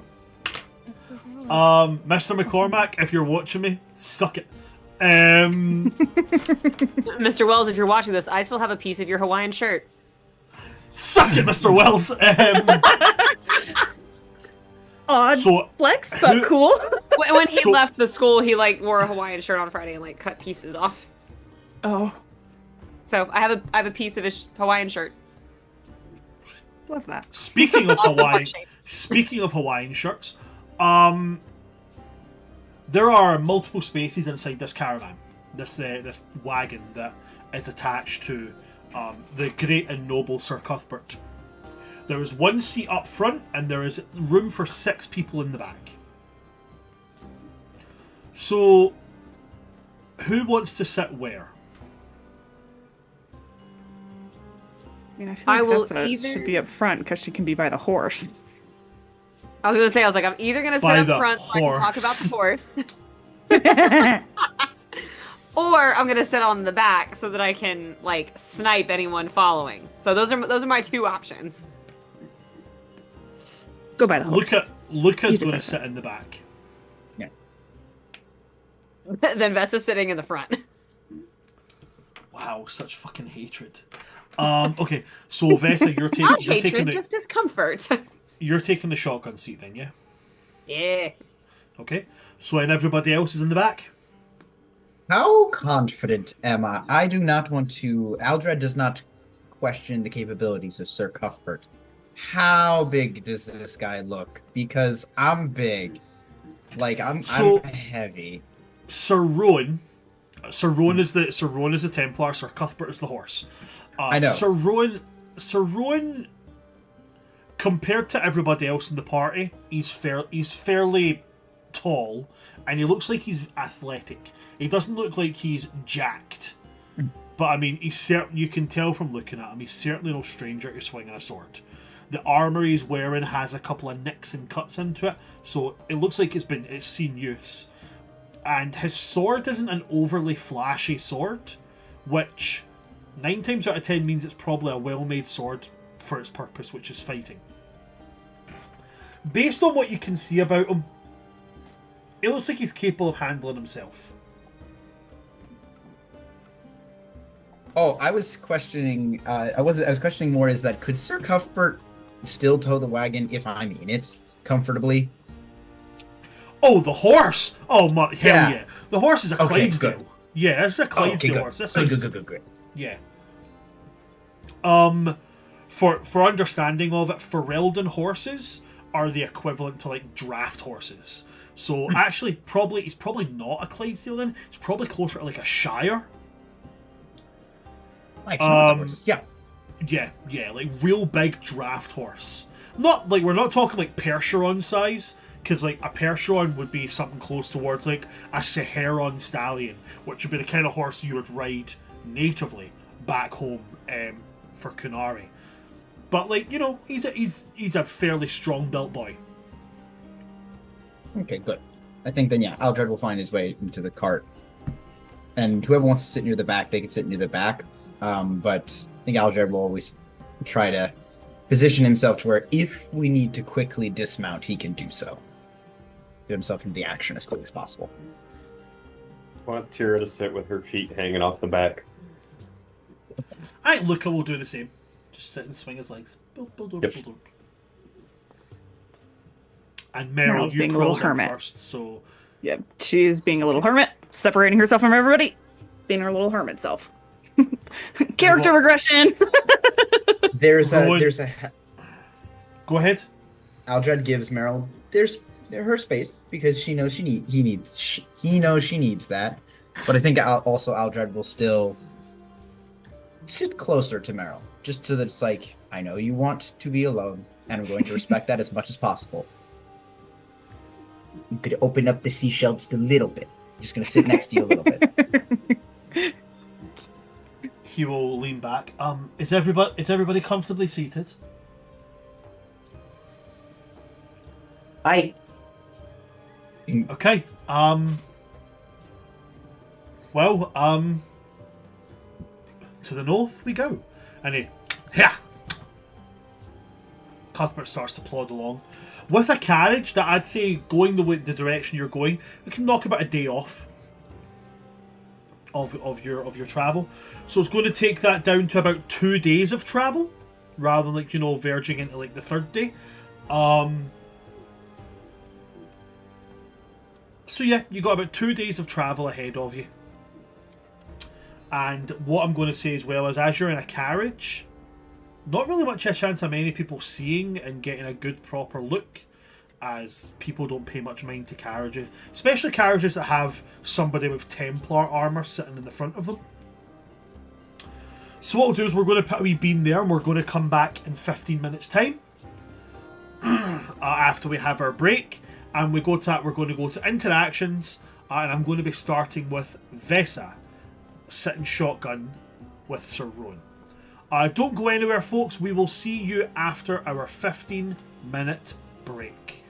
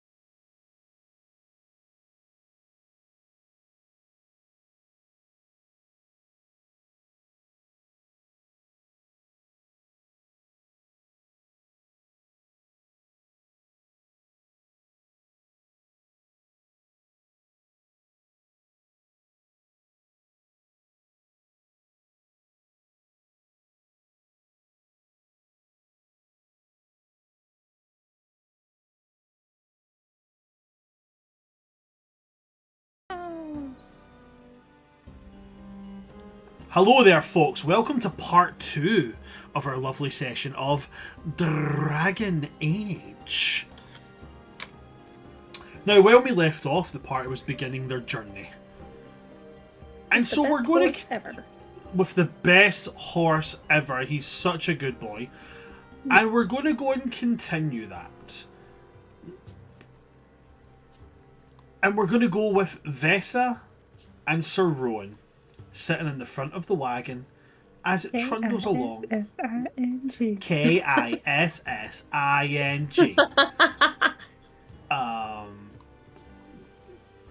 So You should have Sir Cuthbert officiate stuff. Just cause. He's a knight. He has titles.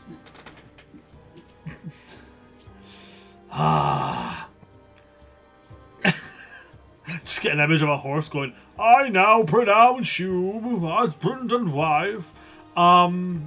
Midwife. My wife. So you plod along. It's it's quite a nice little forest path, and it gets me. You're maybe like an hour or two into the journey when Sir Cuthbert is going to break the silence with just leaning into you and going, so I get the feeling that you don't like the younger one back there. He just makes me a little uncomfy. Oh. I understand teenagers can be like that sometimes.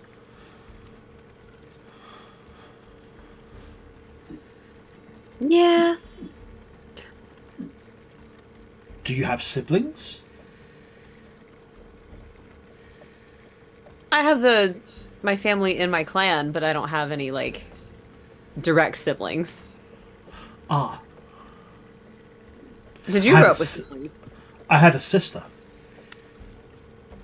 Had. Yes, she's in the hands of the Maker now.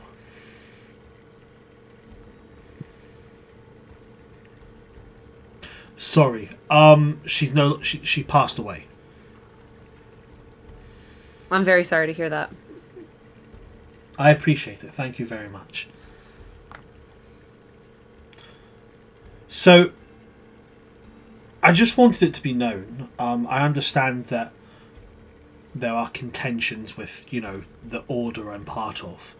But I just wanted to let you know that your mage friends have nothing to worry about with me. All right. Do the mage friends hear that? I mean, it's like 5 feet of distance I was between like, you how all. far is he? No, I mean, you guys are 2-3 yards at most away from him. Yeah, you can hear him. He's just doing it in a very much a way of I'm going to say this to you, without turning around and being like, hey, so I know you're mages. It's absolutely cool. Right, the detect magic radius. Because Templars are able to sense that. Mhm. So you just know No, that your mage friends have nothing to fear from me. Aren't Templars, obligated to, take them to their little towers and keep them there? Is that not part of your job?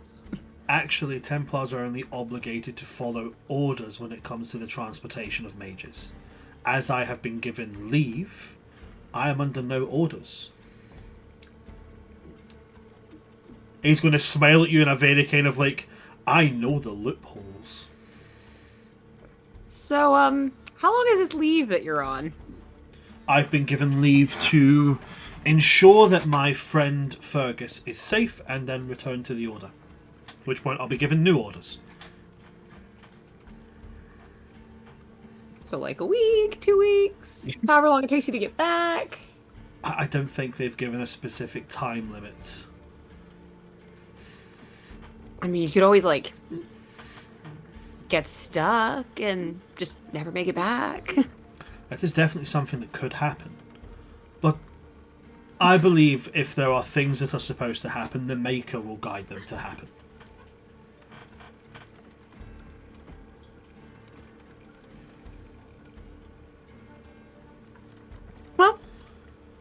see what he does. He just kind of smiles, keeps his eye on the road, clicks along. He's like, "You speak with a great deal of acceptance about the Maker. I'm curious. Do you follow the gods of your clan and your ancestors?" I do. I follow the creators.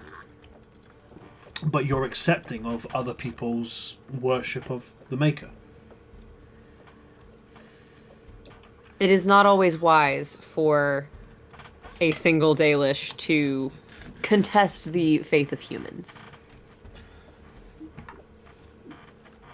I understand now. A survival tactic. Well, I will not twist your arm, but if you ever wish to engage in theological debate, I'd be quite interested to. I don't know much about your gods, but I'd be interested in learning. Is he perfect? I speak 4 languages. I have a great relationship with my horse, and I would love to debate theology with you. Oh, And your matrons are safe with me. I also Just have a really good relationship with my mother. Just imagine Vesta being like, "Hey, so like I kind of begrudge saying this, but hello clan, this is my boyfriend," and him turning up and doing the equivalent of like an American being like, "Buongiorno, como esta?" Like, like Andaran Atishan. Any of y'all seen The Dragon Prince? Yes. No. Yes, yes, yes. Precisely that. I'm glad everyone, in their own ways. Oh my god! Nothing is By like- Which accident, relationship? I've made- They're all like that in Dragon by Prince. accident, I have made him entirely Dragon Prince coded. Yep.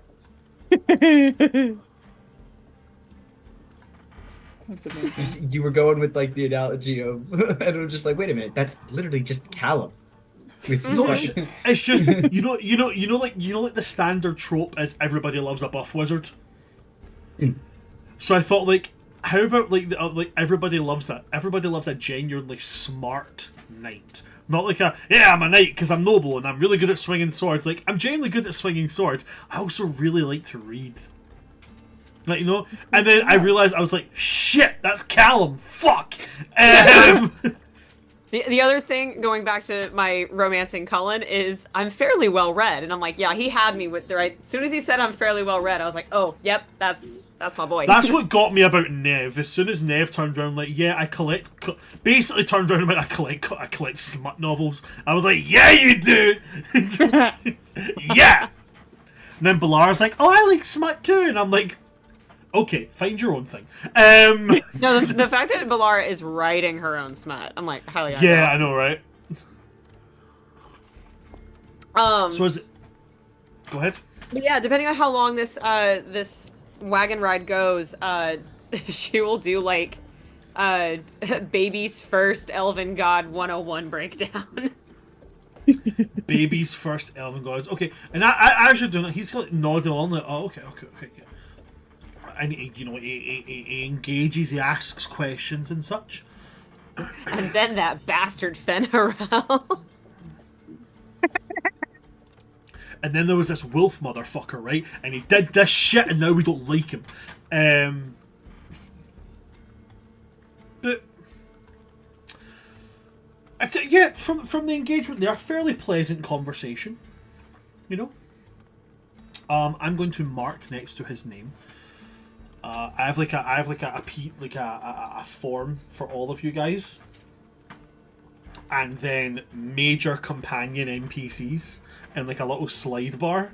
So he enjoyed your conversation. I'm going to get I actually do have like an approval and disapproval chart.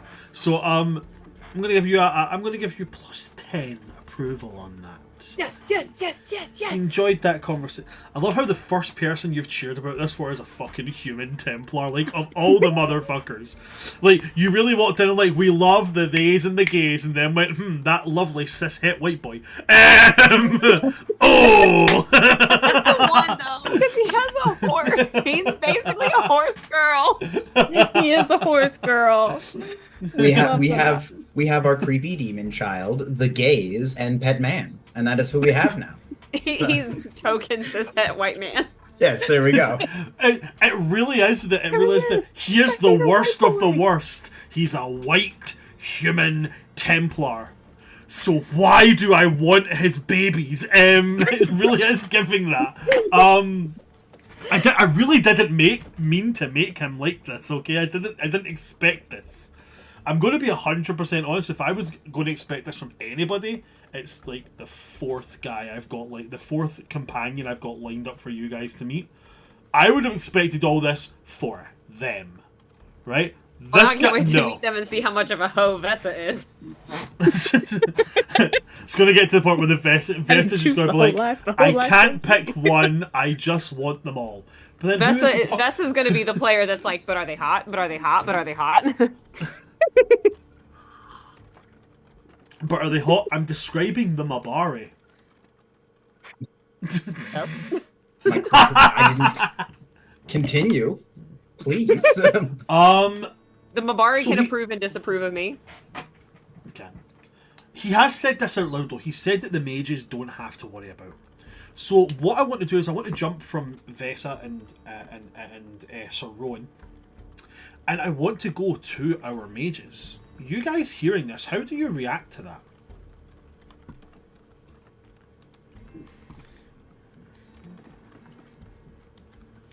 I don't react to that. Okay, fair. Very I fair. mean, Not even Merle a little knew that elven he ear would be able twitch. to tell that they're mages, so she's just like, okay, guess he's a chill Templar. Cool. He'll probably betray us at some point. Yeah, That's that's where Tyr is at. I mean, Meryl's convinced everybody dislikes her, so You guys are so judgmental. Abby, we can't hear you, babe. are muted. I keep pressing it and it does, I don't press it hard enough. Anyway, but hear me out on the betrayal. What if it's hot? No. Stop it. Go to I'm the therapy. one who took seduction as a focus. I want to point that out. And even I'm sitting here like, come on, don't. I have That's carousing. romantasy. Hear me out. What if he had a really square jawline? Yeah, really. What if it could cut through butter? And he's got a mullet. You got a mullet. Yeah. I am white from boy the summer. American South. Like, Business in front, party in the back. exactly, baby. Second time I've ever He just heard pulls that. out his Tennessee cap and there it Go is. ball.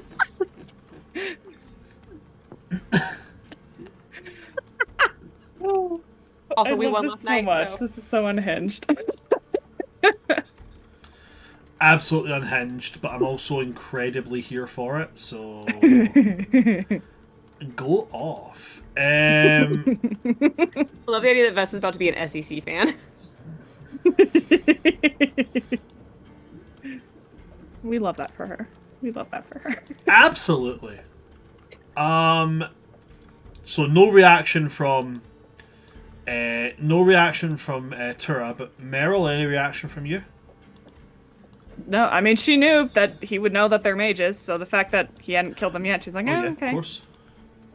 Eventually it might happen, but whatever. Right now he's chill, so we'll take advantage of it while we can. You've just resigned yourself to just like at some point I'll probably get murdered by a Templar. Oh, okay. Oh yeah. Jesus. Make her. Remember, Meryl's like, there's no such thing as a good day. That's her. That is Meryl. Meryl, there's no such thing as a good day, girl. I feel like we're gonna get to the point where just Aldred's gonna see Meryl acting like that and has zero faith in the Maker, but it's still gonna be like, Maker, my God.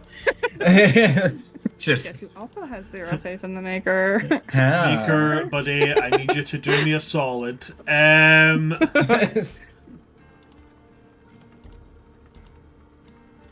So,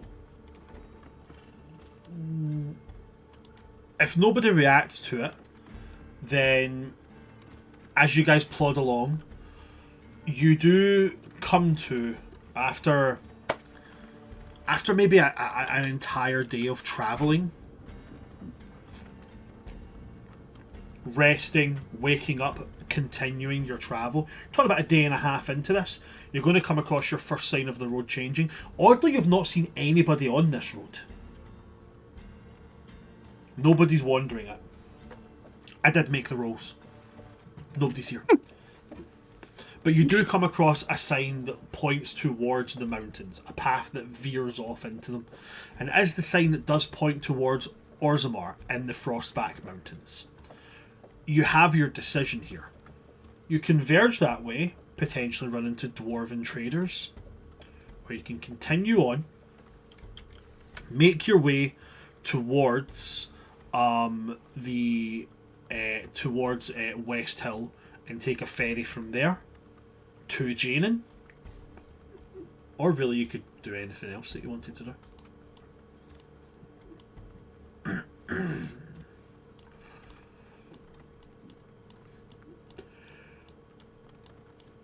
Vess is good with whatever, because she doesn't need any potions, and so isn't worried about running into the dwarves at all. So it's up to y'all. Which way does Rowan need to go, though? Because he was going to go check in on his friends, so which way is he going to be like? All the way around. So he's looking to go to the Cousland lands, or the castle Cousland would be where he'd heading. So West Hill is in Cousland land. So if that's where you guys are going to get your ferry, he would only be maybe a couple of hours ahead, like a couple of hours after you guys is where he would travel to go to the Cousland lands. I mean, we're traveling with him. We might as well just go the way that benefits both of us. So you want to just keep on the road, bypass. Okay, cool. We'll get potions at some point. We still have ours, so. Yeah. Yeah. It's not like Okay. we're hurting on him right now. Then the road takes you past Orzammar. You curve up through. The entire time you're on this path, to your right, visible at all times, is Lake Calenhad. You see the size of this lake. It takes you a good solid day or two to walk along its full coast. You eventually come to a fork in the road, one that points down towards the right hand side. There is a sign attached to it that says Lothering, so you understand you've come to the point where the east and west roads meet. And then one that points towards Crestwood. Now, Crestwood is the next village and the last village before you hit West Hill. So, at this fork in the road, if you guys are continuing towards, or you still want to just make your way through, continue on to Crestwood and then through there until you hit West Hill. Crestwood. Okay. Another village to me. Just see all the smiles from the players, and I'm like, what does it mean? What does it mean? I'm smiling. What does Crestwood I'm smiling because I'm sipping on stuff. And I'm just happy to be here. I got no clue what it means. Jack's like, I'm having a great time. I'm having a great time. Oh, traumatize me more, please. I'm like 90% certain that Nom, I recognize the nom, name nom. Fergus, and this isn't going to go well at all. Like, This is There not is going just- to end well. She was just laying across the back of the thing, throwing a ball back and forth, back and forth. Boing, boing, boing. So, if you guys are making your way just straight to Crestwood, then as you pass through Crestwood, the moment you enter into its vicinity, rain. Rain is pouring in. It's that kind of like misty rain, where it's less like droplets hitting you and just like you just walked into wet. That's the weather we had today. That's the weather we had today. Same. That's the weather you have every day, I think.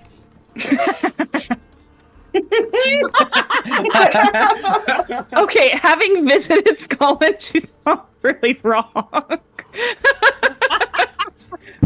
It's also the same in Wales. I've been Oh, Listen. y'all, it's been nice playing with y'all. This is where Vess Just- dies. Just because I come from the part of the country that proves that the Bible was kinda feeling their feels when they said that 40 days and 40 nights was a bloody apocalypse, right?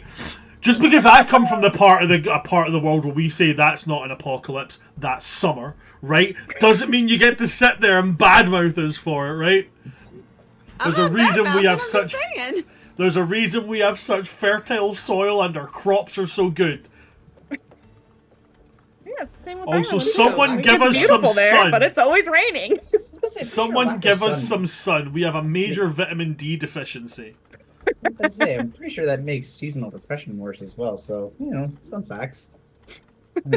Oh man, it's weird in Scotland. Like, it starts to lightly drizzle, but there's sun. No, kids are getting the sunblock on. We're having a barbecue. We can't light it. It's wet. Fucking keep trying. Like, we've got Okay, but, sun. like, legit? We're using it. Sunburns when it's cloudy suck so much worse. So much The worse. worst burn I've ever had in my life was snowburn. Yeah, So fucking bad. it's not fun. Mine was at a completely overcast day at the beach. Mm-hmm. Never like once how- did it's I actually- see the sun. But I came home and boy had my legs seen the sun.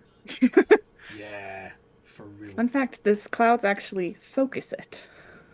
So you actually should wear sunscreen even more when it's cloudy because they focus the UV rays. Cloud I don't now, really burn. like Harley.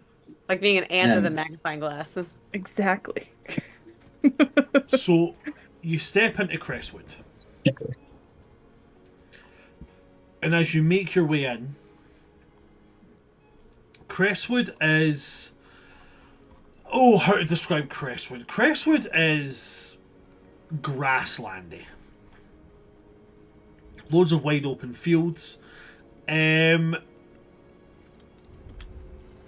there's just a weird feel to the place. There is some real sense of like the people here just don't quite seem to be at 100%. They're just kind of like meh. And it is very rainy. It's very grey, despite there being very, very lush green fields. The rest of it is very grey. Lots of cobblestone walls, cobblestone pathways, stone built houses and such, but like the old school like Celtic style of stone building where it's not like bricks, it's like rocks that have been shoved into place and mud's been put on them. Very, very old school, very rustic. They do appear to have like a kind of market centre, but if you're just passing through, you're not really going to see much else than that unless you actually stop and want to have a look around, but that would be up to yourselves. So, for me and my knowledge, where is the village in comparison to the dam that I know is there? The village that you're coming in from the south side. So you would have passed the dam back. Okay, but it's like not. Is it uphill? Oh, I think I understand what you're asking. Yeah. It's At what yes. point are we? Oh, we are. I mean, we're pre. I'm pretty sure we're pre-flood. Cool. Just Oh, checking. dear. Just making sure. Cool. Just making sure. Okay. So You asked we about now a know dam, that- and I got it. But Yeah. So you're coming in from the south entrance. So you're coming in from the back of what would have been the flooded part. So essentially, as you're coming in, the main entrance is visible to you. Oh, Okay. So many details that I feel like, oh, that's important. I don't know why, but it's important. I love getting casual spoilers from my playthrough of Origins. Like I'm like, oh dear. Well, that's not good.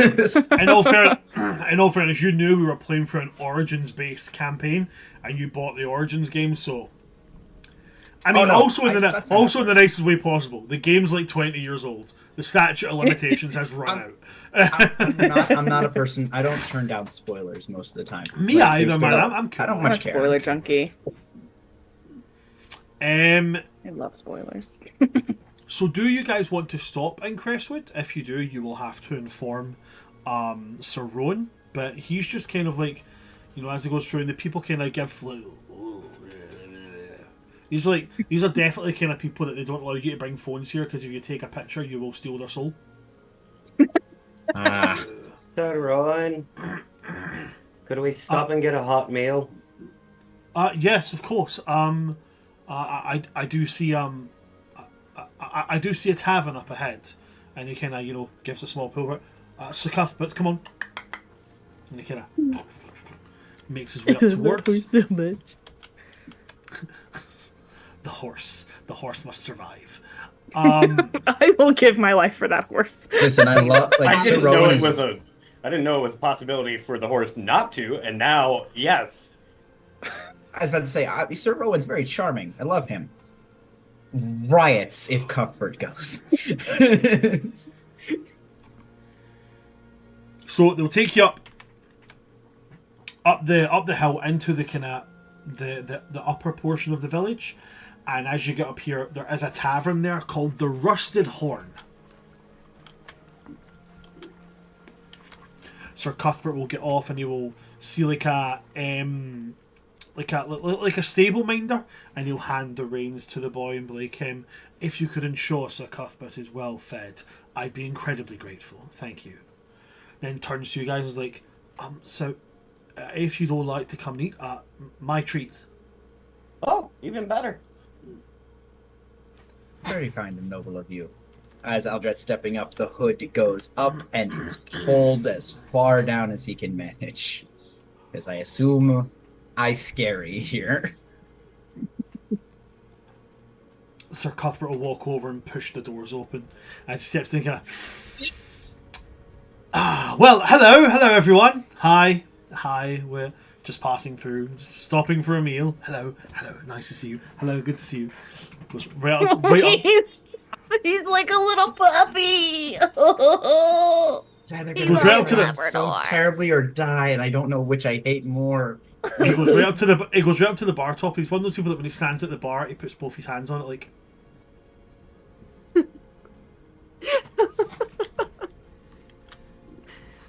Urging.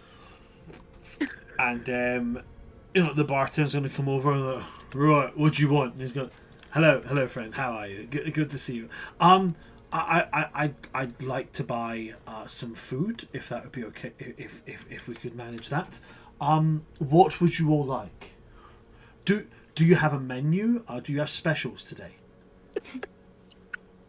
And just like, Have you Just put drop the menu in the chat. in the server? just drop the menu in the chat. Yeah. I have a Google Doc called Dragon Age Food, and so like any tavern in Dragon Age that has a No menu. way. I I love have- that. Yeah. That's so so much. good. Lying. You are just a delight. I have like all Get of the you, herbs and what get they're you some used for. players like this, guys. Get you some players Exactly. like this. So good. So yes, do you have any specials? And the guy just kind of like from below pulls up a bit of parchment and slaps it down, and Ron takes and goes, "Thank you so much. I'll just be a moment." He's going to turn round and kind of. I think he might be having a bad day. I don't think he's had a good one. Yeah, I'd be inclined to believe so. Do you think he'd be happy if I offered a blessing from the Maker? Do you think that might help? No. Sorry, was that too quick? Did I answer too fast? Oh no, not at all. I understand that I understand the aversion towards the teachings of the Maker. No, it's not that. I just think that he might just be happier being left alone. I completely understand that. You're very correct. Can I get anybody a drink to begin with? Wine. Wine. Oh, do you have a preference to? Well. No. Okay. He's going to talk about. If you justify, what is your wine collection? There's we got. I got a reds, red. And we got wine. This bartender's my hometown splendid. for sure. Thank you. I'll just let them know. He turns back to you guys and goes. So they have a very basic wine selection. Red works. Red wine, fantastic. To the rest of you, anything you would all like to drink?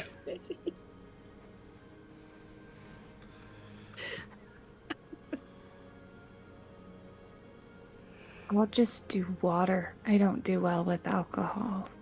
I've learned. Just what? Are you sure? I mean, I'm sure that we could rustle up some milk or something if you prefer that. Barbara's like, I feel a little bit like I'm a child if I drink milk. Like, here's your full glass of milk. Meryl is absolutely the kid who only ate white food and only if it wasn't touching. Like chicken breast, mashed potatoes with bechamel sauce. Yep. An ale will suffice. She'll like look Ale at the menu fixer. and just be like, I don't think they have milk. I see that a lot of alcohol though. I'll just do water, maybe some watered down wine. I've had that before. I wouldn't want to put you out. I'll arrange for some water to be brought for you. Don't you worry.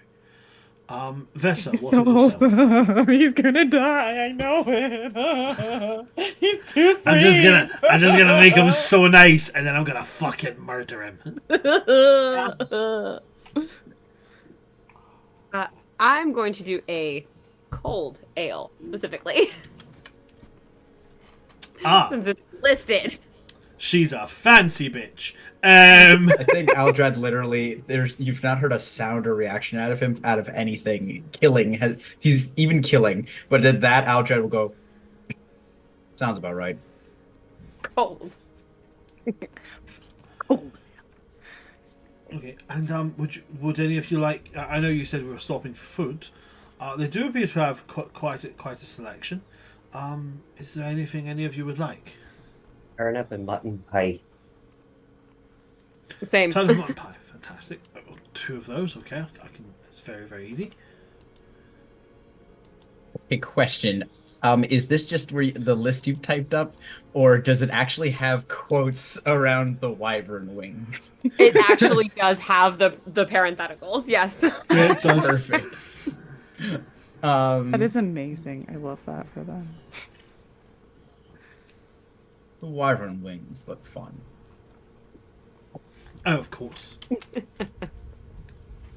Meryl's gonna like look over it, and knowing that somebody else is paying for her, she'll just go, bread and cheese is fine. Are you sure? We've been traveling for some time. Are you sure you don't want like a substantial meal? It's fine. Okay, if you insist. And he'll look at she's going to like wave and just be like, I'm good with water, thank you. And as for the food,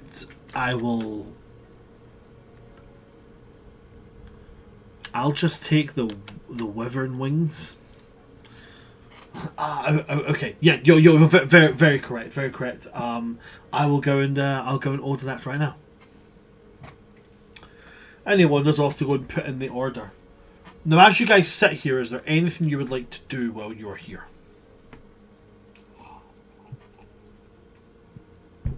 Drink. We drink. Where? We drink. That's how you got a glass, so it's just like, yes, Yeah. there you go. The wife dropped it off to me. Well, you guys, I'm gonna leave you guys to think on that for a little minute. I'm just gonna very quickly nip to the bathroom. I'll be back in a moment. So think about if there's anything you want to do while you're here in Crestwood. I'll have my earphones in, so I'll be able to hear you. I don't know the context of this place, so I don't know, like, oh, yes, we want to go do this.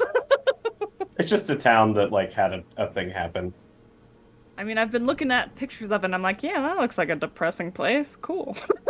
Yeah, It's always raining. It's mostly just because it's always raining. But when you fix things in Inquisition, it gets sunny again, because that's how weather works. It's all about the vibe, you know? Yeah. Yeah, exactly. We've got bad vibes here, so it's always raining. Once we start smiling, then the sun comes back out. What does that say about Scotland? Brand's gonna come back in. Brand's gonna Be like, kill us. how dare you? I'm looking up pictures of Crestwood, and it's like I feel like I've walked through this town before. Like, Yeah. What do you We've all walked through a Crestwood. like getting off Scotland's back for a second. I've been to a lot of towns that all look like this, and it's like, yeah. We can use that phrase. We've all been to a Crestwood before. Yeah. And that will mean a lot to people who played Inquisition. It'll be like, And yes. only those people. Sometimes you do phrases just for yourself. Sometimes you make a joke just because you laugh at it. That's all. There's I don't- a music choice in Alaska Grizzly Gauntlet that is from Inquisition, and I swear to God that joke is there for me specifically. Like, I don't make Tenacious D jokes because other people are gonna find them funny. I make Tenacious D jokes because I find them funny. So valid. So valid. Listen, I call it my sarcasm for a reason. This is me. Right. This is how I cope. Thank you very much. This is how I cope. Listen, I feel it's one like of the few, Go ahead. it's one of the few things being raised Irish did for you. Anyway, go ahead, Abby. Sorry. I was gonna say, I feel like I want to continue like Vessa's curiosity streak and like her being like nosy, and so like everyone's I all love like that. sad and depressed. So like I want to know why. You know, The rain. Meryl's like, isn't everybody? It's just See, my brain went. Vessa missed the bar RP that we had last time, so I was like, opportunity for more bar RP for Vessa. that was where my It was brain really fun. Like, Meryl tried alcohol for the first time. It didn't go well. She took one Yeah, sip. I heard the recap of how everyone was sick. Luca also tried alcohol for the first time, It was so good. and then found the floor. And puked. off of Aldrad's shoulder. Yep. Ew. It's like the reverse of stick it, don't you dare fart. Exactly. So I'm assuming you were carrying him like over Yeah. your shoulder. Yep. Yeah. Yep. Yep. It's very It's so. I never asked. Well, I did actually ask. You know. Okay. I'm cool with Rowan, but it's like you're approaching my height. No. You're close, and I don't like it. Yeah, also like speaking of Rowan, the fact that like he's like, oh, everyone's so depressed here, and I'm like the sweetie pie Templar. I'm like, oh, you're gonna want to help these people. Oh yeah. It's like I'll find it. Like above table, I'll find to do. This place looks Yeah. great. If it's gonna be underwater in like 2 seconds, I don't mind. It's Yeah. like Like above table, I want to see what Brand's got in store for Crestwood. who knows? Maybe we caused. Whoopsies. We know what did it. So I heard the shit you were saying about Scotland. Um, Entire conversation. It wasn't me. so Just sat there Getting- seething from that moment forward. how dare they talk about my country? It's fine. Theirs is only a baby. While we're on that, going back to the game, Yeah. it's not long before your food is brought out. Whether that is a praise to the chef for being so diligent in their cooking, or whether it's a kind of this shit was shoved on a plate and brought out in whatever fucking state it's in. You're unsure. But your drinks and your food are brought to you, and Sir Cuthbert takes out a coin pouch and hands it to him and is like, with You mean Formica's... Sir Rowan? yes. Or That's so horse that's come up, happened he's 3 like, times. "You I'm a big shot- of it. money, son. A horse walks into a bar. That's happened 3 times. I've taken a sip for each one. Good for you. Hurts. Sir Rowan. What Hey, as you long as meant? the pie is hot and the beer is cold, I'm good to go. They're American. They don't know better. They're American. They don't know better. They're American. They don't know better. I know the difference between a knight and a horse. I don't know, man. That seems like a low bar. It's the liberal use of the word pie, and I know you're referring to real pie, but in Scotland, pie is a colloquialism for some. Pie. No, I understand that, but in Scotland, pie is a colloquialism for something else. And for you to just outright say the pie is hot, the beer is cold. Oh, I understand now. As all things should be. Go on. Continue. I suppose now's a bad time to mention the Morning Glory pool in Yellowstone National Park.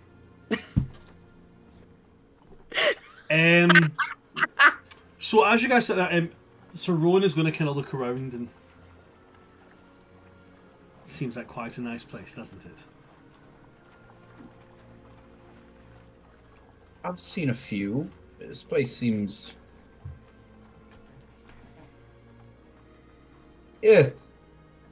depressing. I'll just be honest with it. But... it's nice to finally have a sit down somewhere. I mean, I didn't think anything of it, but should we perhaps speak to them, see if there is something they're in need of assistance with? We're here. Not that far off from West Hill. I don't think it could hurt. Although let's finish our meal first. Of course. And you said Nope. yourself, Rowan, you have an undetermined amount of leave time. I do, and it would make me feel slightly better being able to help people on this journey. So, okay, we shall eat, and then I will inform the tavern keep that we can be of assistance. And he kind of just immediately starts, as his food is brought out, he kind of just like puts his hands together, closes his eyes, and mutters under his breath a quick prayer of thanks to the Maker before continuing on to eat. What did he get? He ordered the fish.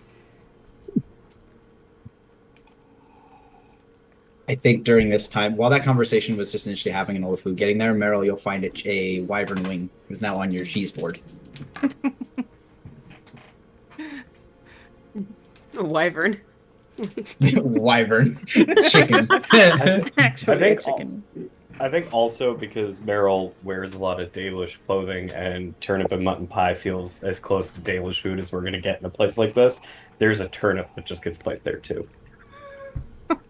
She's gonna just be like so overwhelmed. Like, why are people giving me their food? I don't understand. You need our healer at max strength. Also, love yourself. Two-part. Treat yourself!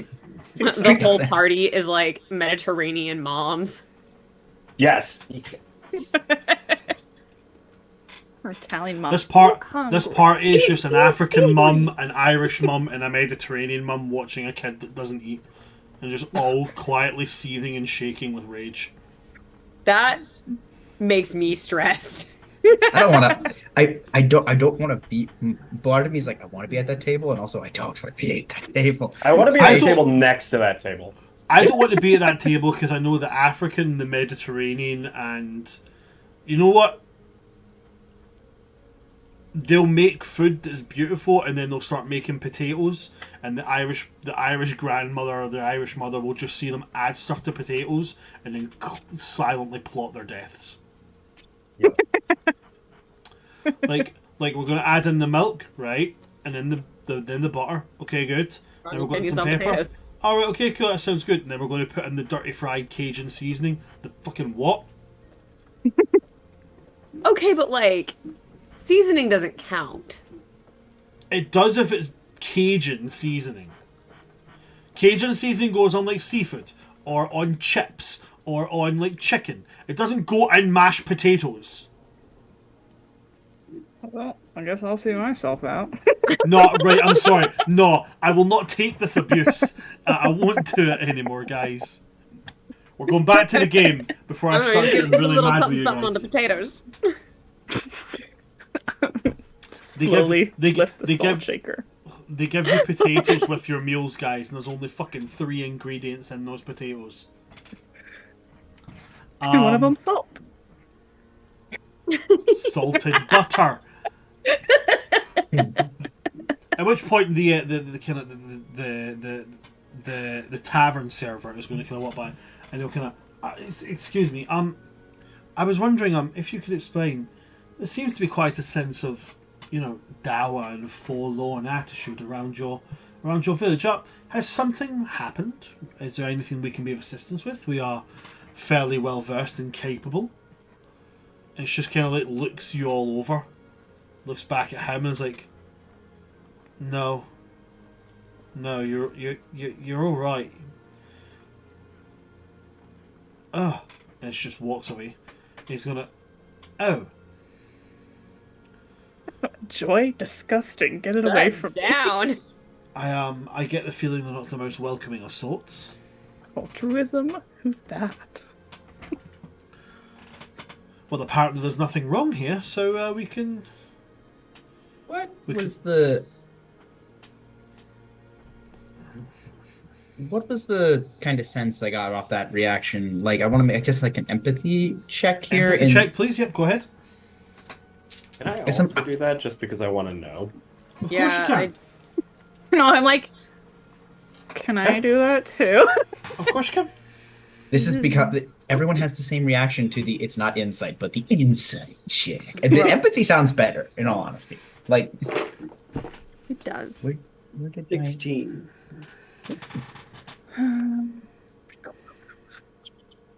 Math is my strong suit. 14. 15. I have a 13 and 3 stunt points. Okay.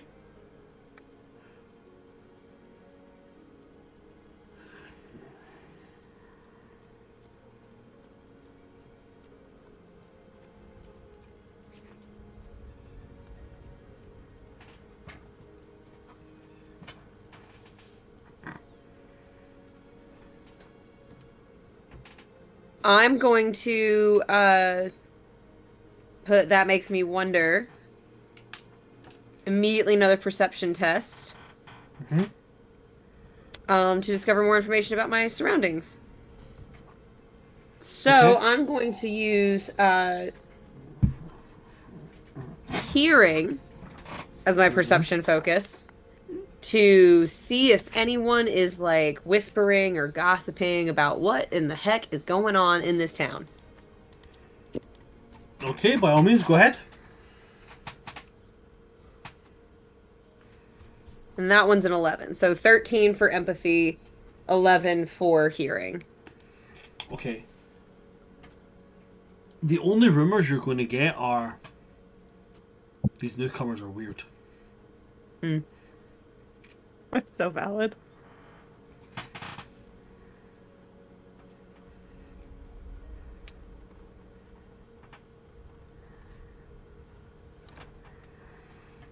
Is there anything else for anybody? Just a 16 on my empathy. Yeah. Oh, geez, sorry, sorry. Yeah. My mind blanked there as if I'd already taken you guys. 16 from Tura, 15 from Merrill. What about yourself, Adrad? What did you get? It was 14. 14. Hey, 16, So- 15, 14. On a 16 and a 13. 15? On a 16 and 15, I will give you guys this. They're not talking about anything that's happened here, but they're talking about people in the party. Specifically the ones walking with staffs.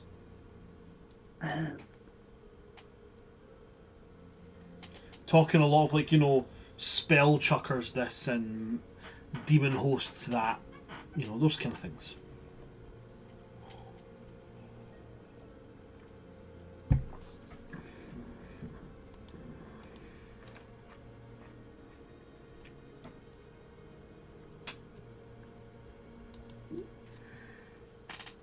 Tira will just finish her wine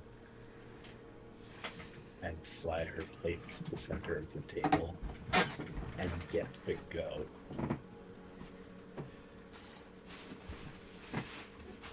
Okay. And anything else from the rest of the party? Mira will probably follow Tira's lead. Just finish the meal.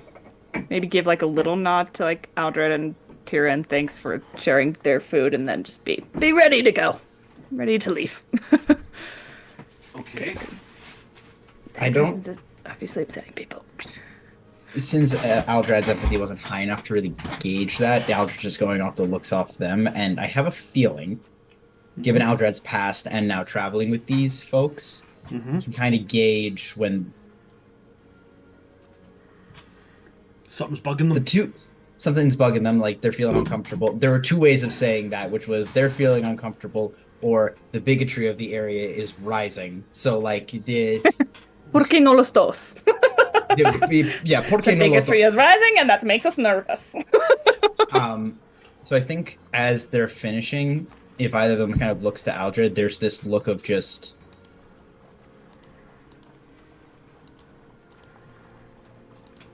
sorrow, I think. It's just and just a disappointed kind of sigh. Okay. And the ale will, like, he'll slam down the mug and initially reach into the coin purse for a tip, but not bother. Stand up. Tura, any reaction from you? I'm out. I'm outside. Like I finished my wine. I slid my plate up. Okay, cool. I think because Meryl's getting ready to leave, she'll just like very lightly put her hand on Aldred's back and just be like, "It's pretty normal. It's okay." Doesn't mean it's right. Very little is right in this world, so.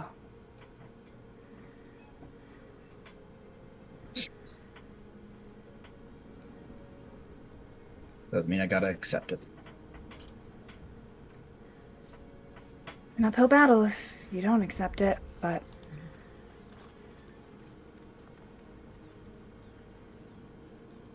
I've been trained in uphill battles. But unfortunately, it's not much of mine to fight. well, at least we've got each other, as some of the books that I've read would say. There's honesty and truth in those words, Meryl. I know they're hard to hear. Honesty and truth never really got me a whole lot, but oh well. She'll follow after Tira. Is the rest of the party heading out?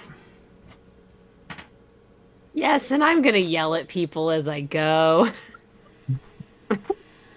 Okay, She what is are you a yelling? wonderful menace, and I love her so flipping much. Quiet acceptance, like the support, and then just quiet. There's quiet acceptance, quiet support, and loud support. Yeah. Like the Latina mom who's taking off her trunk and being like, Honestly, she's going to, like, you know, she's gonna finish her food, finish her cold ale, stand up and like scoot the chair back so loudly that like everyone like has to be like, what the fuck?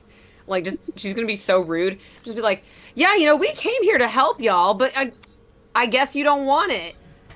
But no, you're turning away a perfectly good healer and a perfectly good Templar just because what? You don't like that some of us have pointed ears? Screw y'all.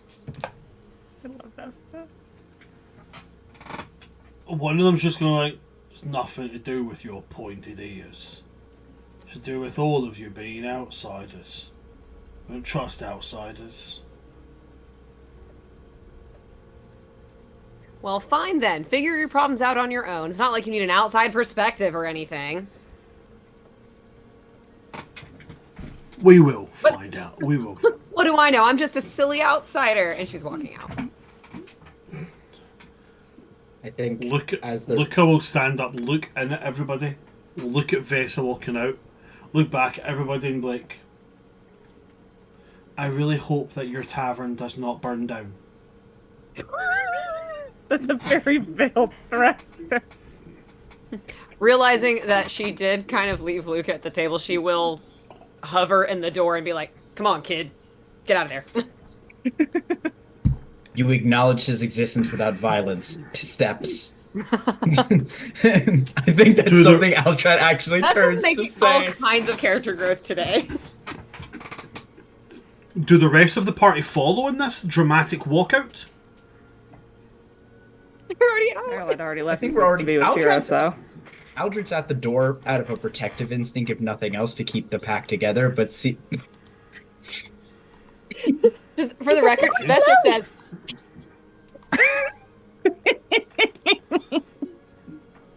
Kid fire. once Vessa's at the door waiting for Luca, I think Aldred will like kind of whisper to her. Some people have to learn to drown in their own misery. Oh, I understand that. Yes, I accept. L-O-L.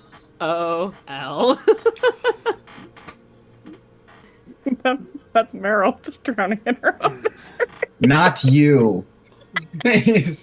You guys make your way outside. Back to Sir Cuthbert, back to your carriage, and then you begin on the road again.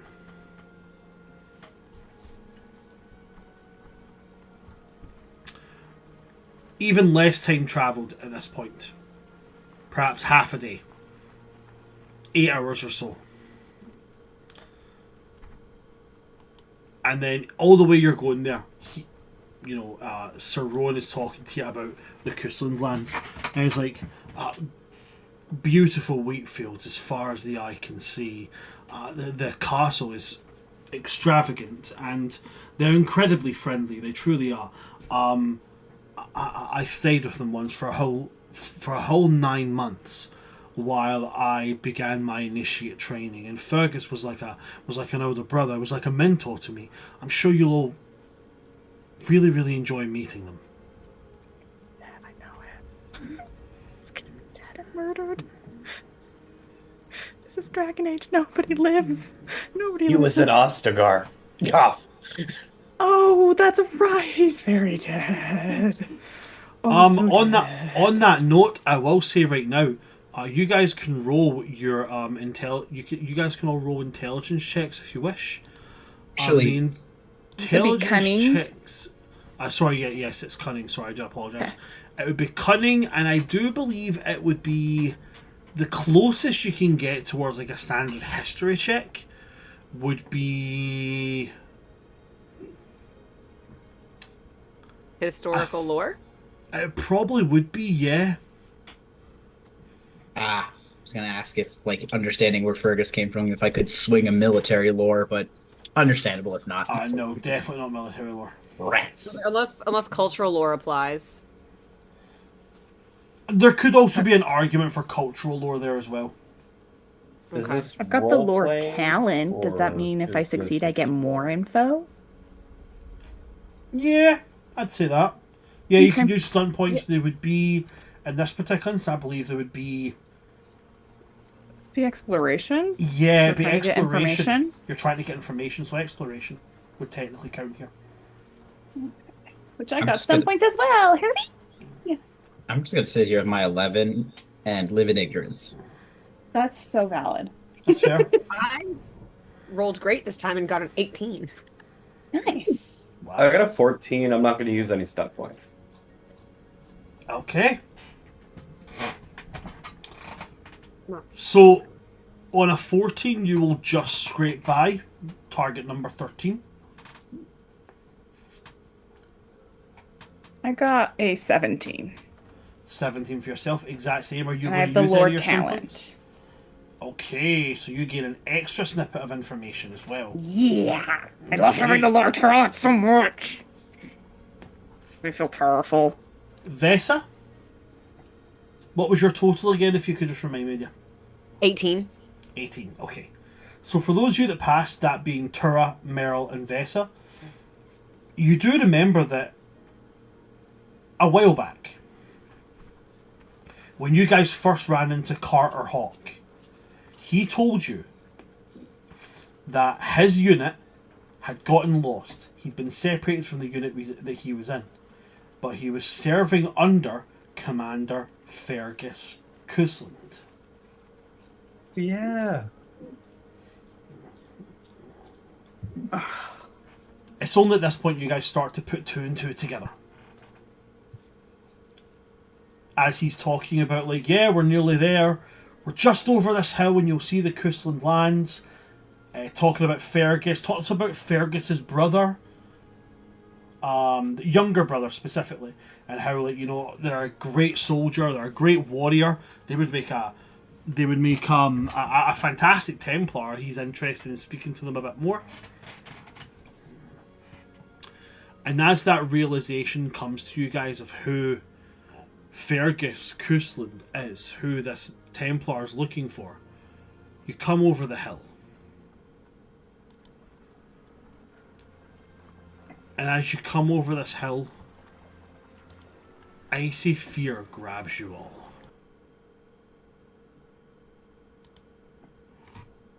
Over this hill as there would be a Castle Cousland, sorry. There's no castle. There is a burning, smouldering heap of bricks and mortar.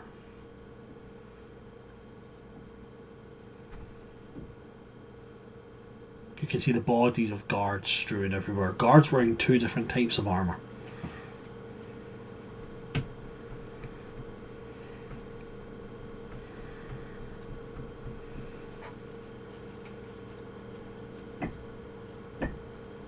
What would you guys like to do here?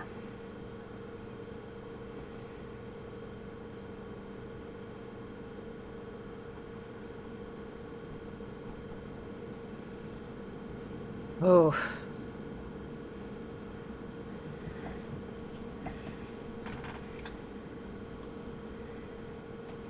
Can keep an eye on Rowan and make sure he doesn't totally run off. Yeah, same. And might just put a little hand on his shoulder and just be like, I didn't make the connection earlier, but things at Ostagar didn't go well. And I don't think Fergus is here. What do you mean things at Ostagar didn't go well? It was a slaughter.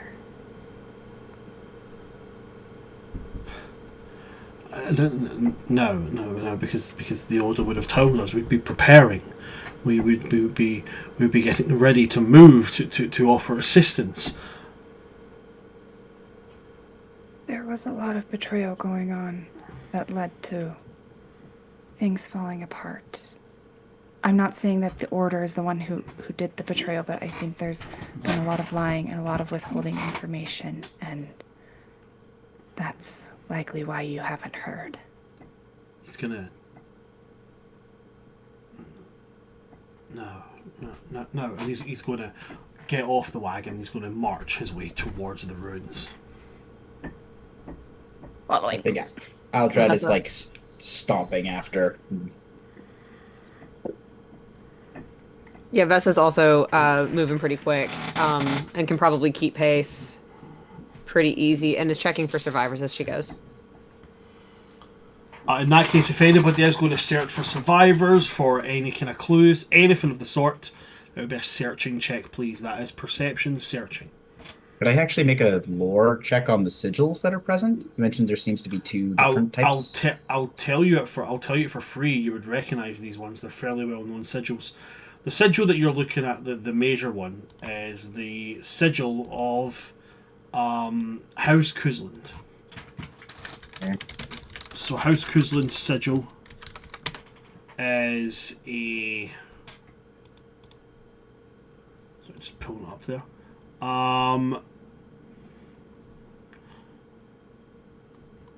Just double checking here.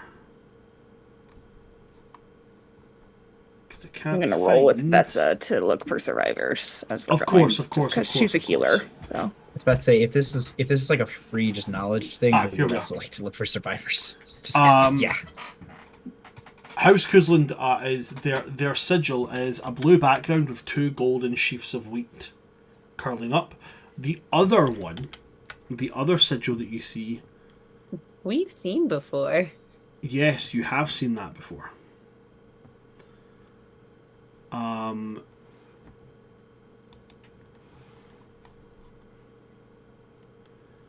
He is.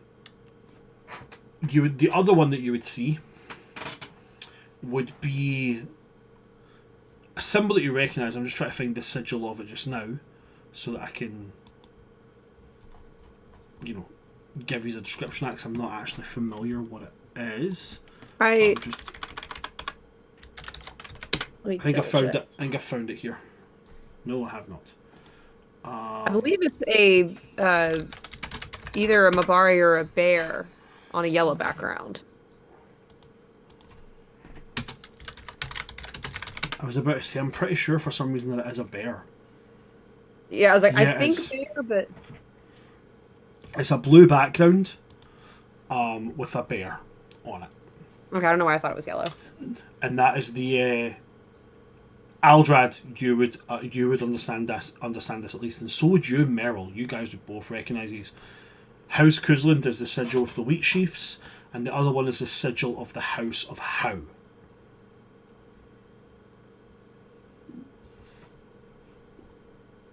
Sorry, House of How? How. Howe. How. Okay. Son of a... This is the one thing I know. Son of a biscuit. The second we said Kuzlin, my brain was like, wait a minute, I know this. You're like, that's me. Maybe I played that. So I'll give you that military lore for free. You can definitely see these. As for the search checks, what did everybody get on their searching? Sorry, Merrill. I got a 13, and I got some stunt points. Fantastic. Do you want to use your stunt points? Yeah, I'm just gonna do the object of your attention, so I receive a +1 bonus to further test to examine or perceive additional aspects until the venue changes. So Okay. she's very aware of her surroundings right now. Tura, what about yourself? I got a 16. Nice. 16. Aldrad? I got nothing. I got a 17, but I also got stunt points and would like to use resources at hand because I got 6 stunt points. Okay. And that does choose a focus that you don't have that falls under the same ability as the test you're making. I'd like to make this is a searching check we're making, correct? Mhm. So I'd like to gain the searching focus, and if I have to explain how, require you to explain how this bonus arises. I'm a soldier looking for survivors on a battlefield. I think this is something Aldrat has experienced a dishearteningly amount of times. I would say that is absolutely fair. And Vesa, yourself. I also got stunt points, and I'm also using resources at hand for the reason that I have seen a smoldering village a time or two in traveling with my clan. And so that is a total of 15 for me. Oh, actually, wait, sorry. That would turn my 17 into a 19. Sorry, if it's a focus, I think, because I don't already have the focus. Trauma, we love it. So, sorry, remind me, what's the stunt point you're using there, Vesa? Resources at hand. Same one as Eldrad. Fantastic. So, as you guys pick through this, you're going to come across a couple of things. Each of you will come across bodies. There aren't any survivors. There just aren't. Very specifically, for those of you that are searching, Tura, you're going to come across several guards. Several dozen guards inside the ruins of what appears to be a large room. There are 2 great doors smashed in half, lying nearby them. So you can kind of put together that these house guards barred the doors with their own bodies in an attempt to stave off these attackers. Meryl. you are going to stumble across a pen. A room that has multiple pens in it. Now, you've seen these kind of rooms before. These kind of rooms are usually kept by noble families that have multiple Mabari hounds. You can see the bodies of Mabari hounds inside these pens as well.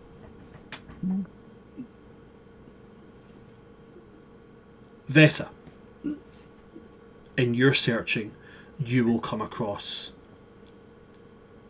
a room, fairly large room with multiple broken up bunks and no less than 9 elvish corpses. Ugh. And for you, Aldred, you're going to come across, as you're picking through it, you find a small room tucked away towards the edge of the outer wall of what was once a castle / fort, where you find 2 very well dressed corpses.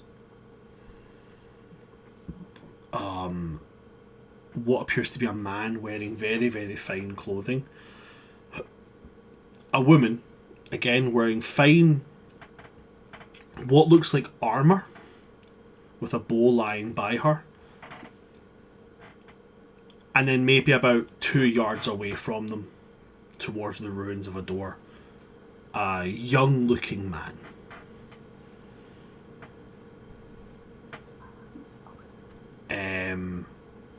Long hair pulled back. Although bear in mind that these all appear to be about, 2 weeks or so old. So a fair bit of decomp is setting in, but not enough that you're completely obstructed from what these would look like.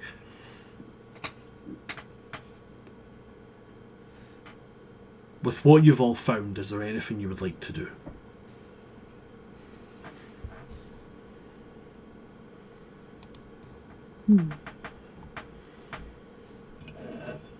Do these corpses that Aldred has found, do they have sigils on them? Yes, they do. Not in the same way as the guards. They have signet figured. rings. Yep.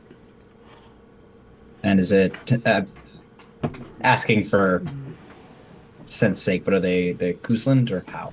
They're Kusland. From what you can see here, you're looking at the remains of the Arl Kusland, his wife, and as you cast your eyes over this younger looking man, maybe about Rowan's age, but maybe between 18 and 20, very strong built, fairly good conditioned greatsword lying nearby them, broken in half, but was a blade that was a very good design, but what you can probably assume is their son.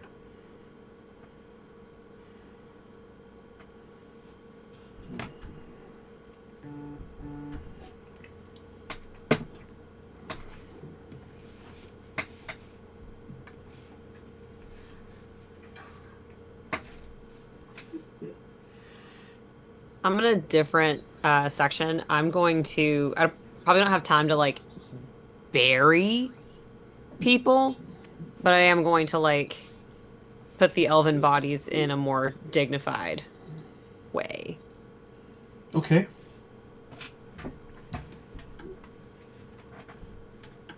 And if I have time to bury, I will. All right. Meryl, Tura.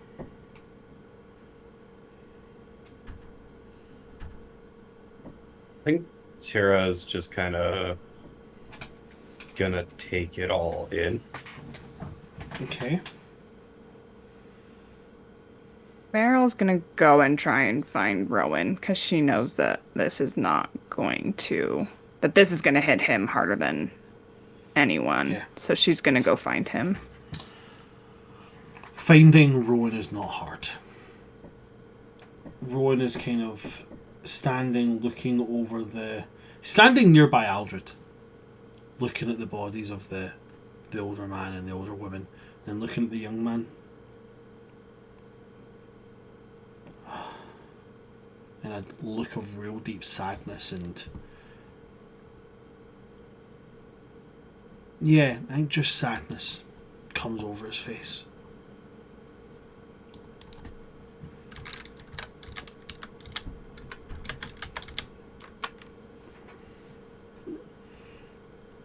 He will point to both of them, and he'll say, his name was Bryce. His wife's name was Eleanor. They used to let me stay here when they were good people. They were very good people.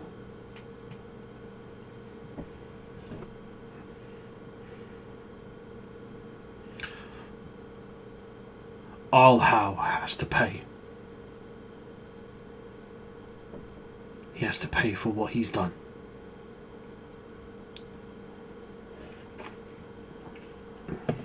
I think Aldrad's hand will kind of just grip Rowan's shoulder. You will. But keep your mind where our feet are at. And mourn. I want to come with you, wherever you're going.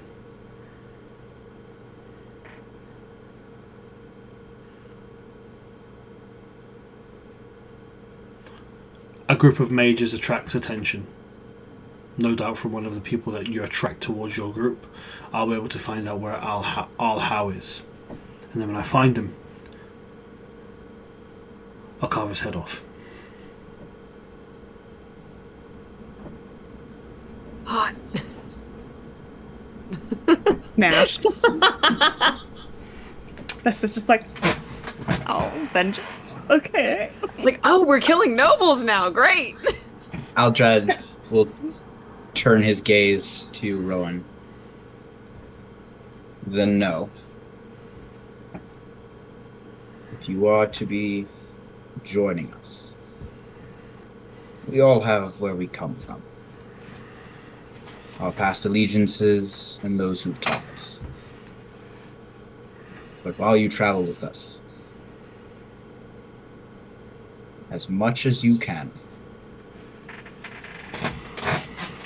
your loyalty is to this group.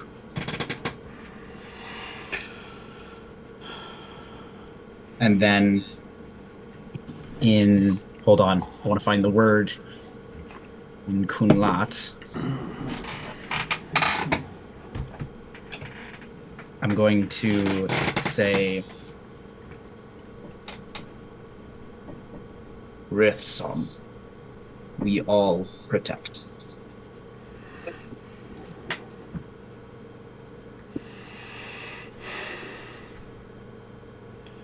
Fine. Fine, I will accept your terms. But we must bring Al How to justice. He has to pay for what he's done. Then we shall have his head. I would like to leave. If we can do that now. Or if you wish to continue looking, by all means, please do. There is nothing for me here now. I must focus my efforts on finding Fergus.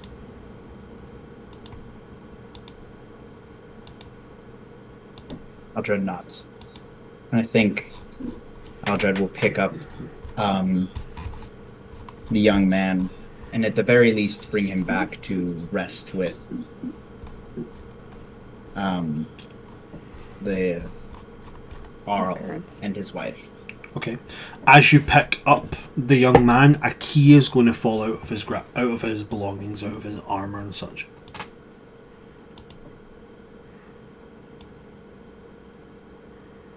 I mean, I'll take Cash it. prizes? I'll take it. Oh, wait. I don't know. Is Rowan still here? Yes, Rowan's still there. Go. I guess I'll take it. just to have it. I'm gonna keep it in my grasp. Won't pocket it or anything. Just in my grasp. Okay.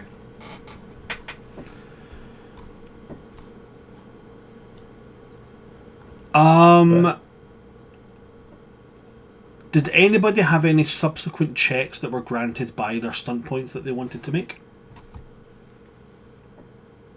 No? Okay.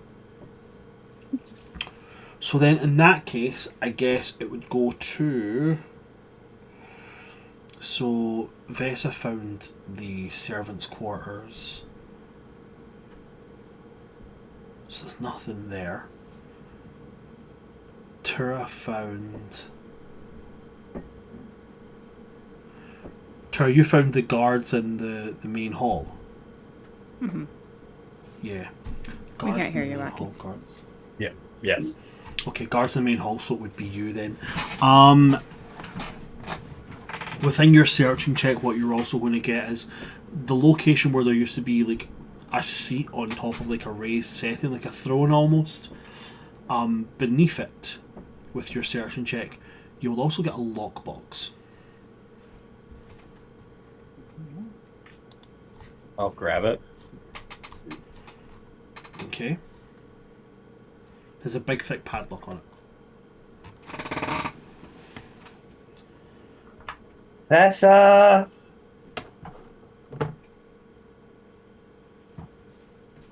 Sorry, I'm busy styling my cat's hair. I was gonna say, just look at that little styling cat. We're going through some traumatic stuff right now. We need cat. Exactly. It's the kitty palate cleanser. And that's why I said hot earlier. I was like, breaking the tension. But yeah, after Vesa is done, kind of lining up and crossing hands, closing eyes, whatever needs to happen for these elven servants, she'll run over to where she's being called.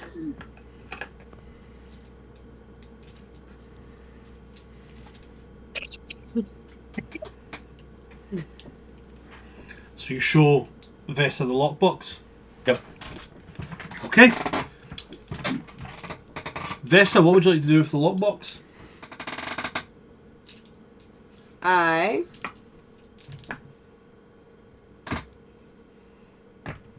Well,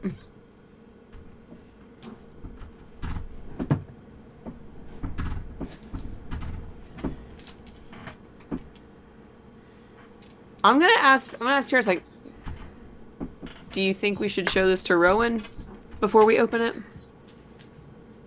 That I maybe. I just found it.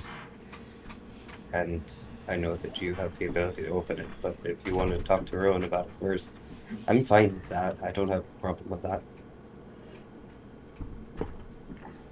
It was under the throne. He was like, I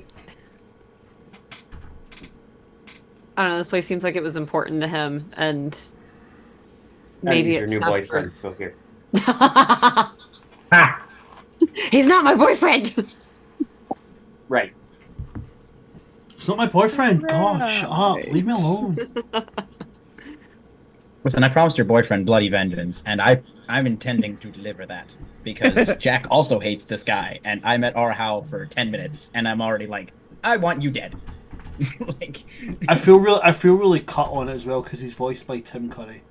Yeah, he's, like I said, he's Tim Curry, so you know he's evil. I looked that up on the wiki. I was just like, his voice sounds familiar, so I googled it and was like, yo. This is.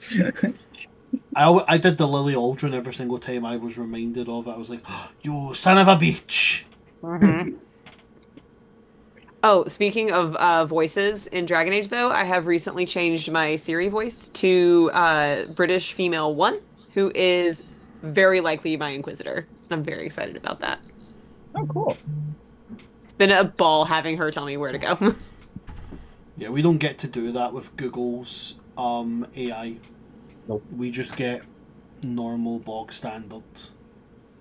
Yeah, no, it's real fun. Anyway, but yeah, if Tira's handing Vesa the lockbox, she will carry it. But anytime someone refers to Rowan as her boyfriend, she's going to be like, he's not my boyfriend. What are you talking about?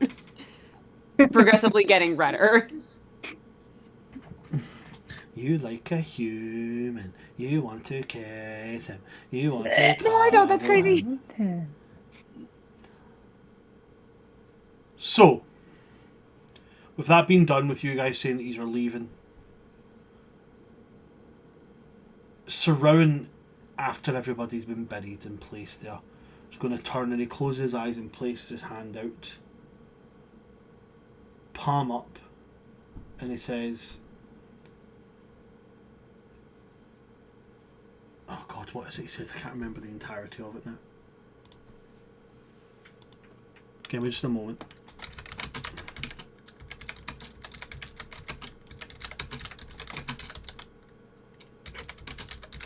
There's a specific prayer.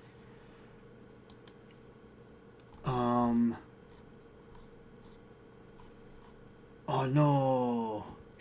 So please. Why won't you tell me it?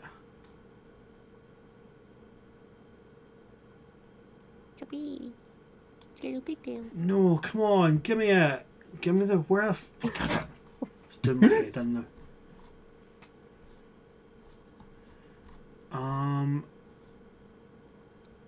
Let me just do one more thing, and if I can't find it, I'll just make it up in my head.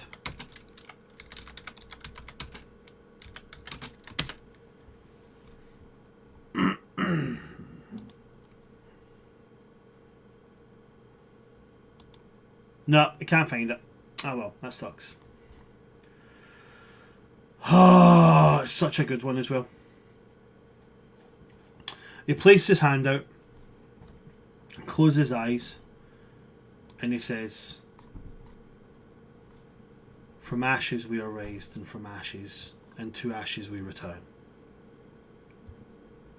May those who fell here walk forever in the Maker's light. May he take them to him. May he give them a seat at his table, and may he ensure that forevermore they know peace, and know not the ravages of mortality." He puts his hand over his heart, opens his eyes, and he speaks. This isn't a prayer this time, it's like he's making a promise, and he says, "I will find him. I promise." Then he turns back to you all. He says, "If there is anything that you need to do here, I will wait by the cart."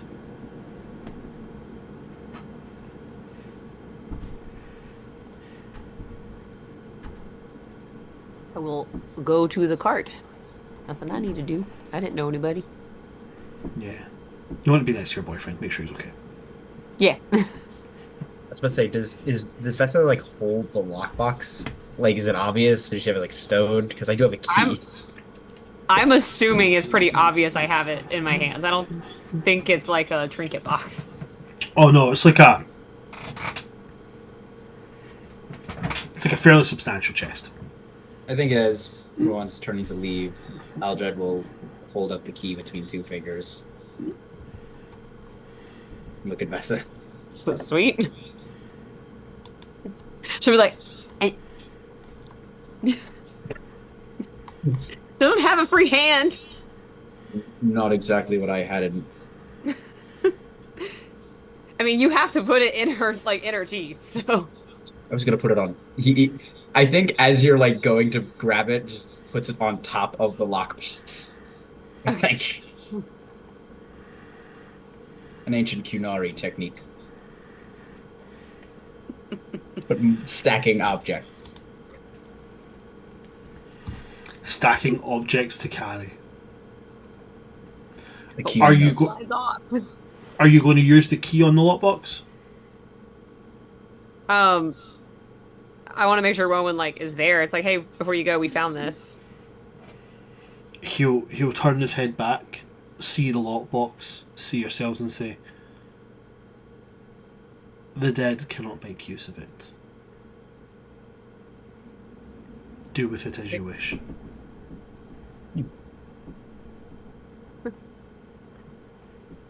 You don't Just look know that maybe there's excited something about it. important to you in here. Don't mind if I do then. I don't imagine there would be anything that would be of major sentimental value to me.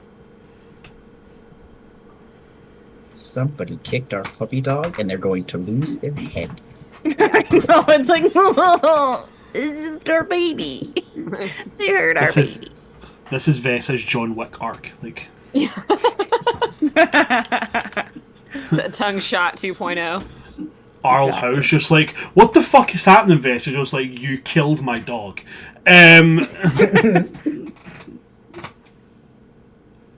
So with that, being given permission, do you use the key on the lockbox? Okay.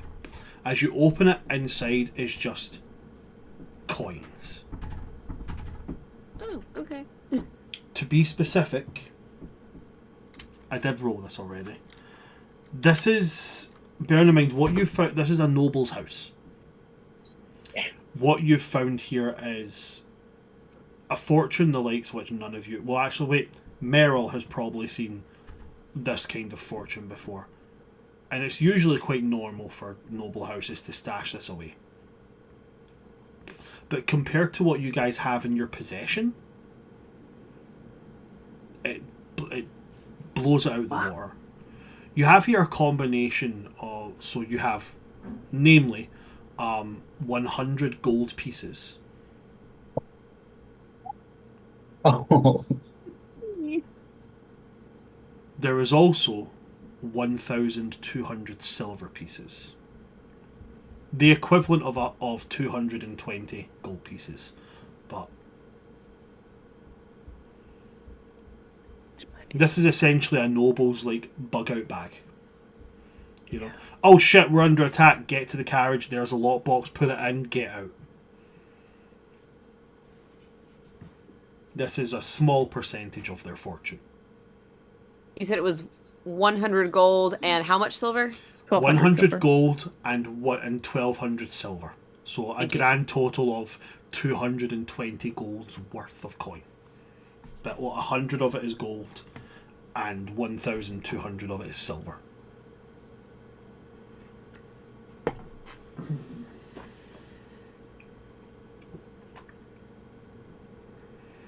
This is going to slowly, everyone gets a look at it. Is going to slowly close the lips. Like, I think maybe this sits in the wagon. Yeah. Who wants to hold the key?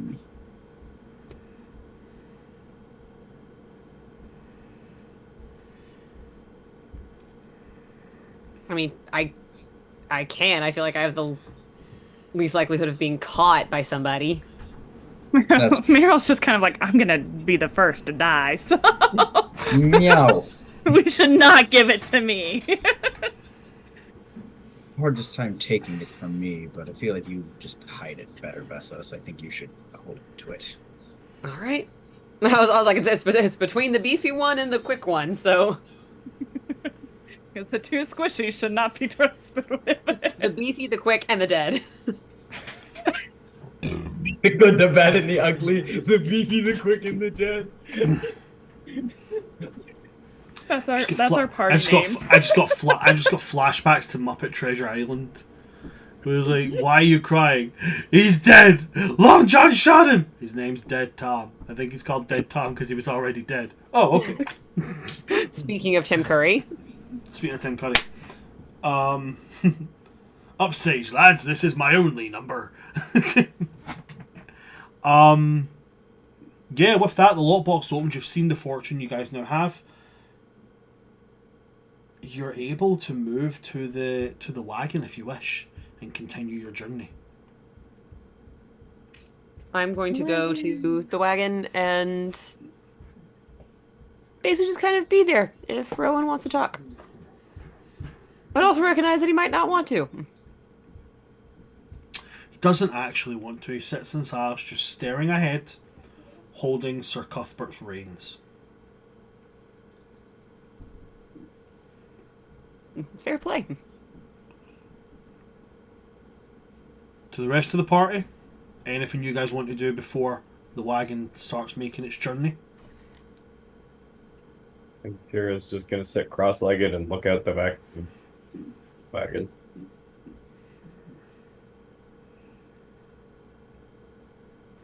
Luca will sit next to you, Tower, looking out at it and just say,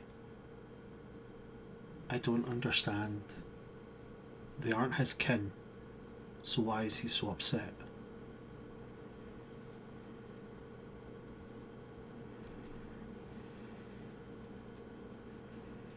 Because at some point, people that aren't kin become kin.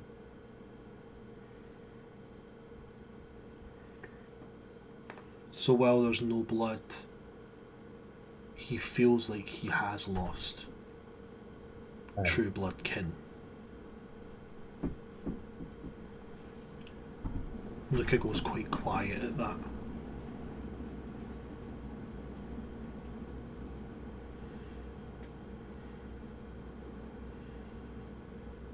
With that, as everybody gets back onto the wagon, Sir Rowan clicks his tongue, gives the reins a quick little shove, and Sir Cuthbert starts to take you guys back towards where the road turns off and leads you towards West Hill, where you will take your ferry to the Isle of Jainan.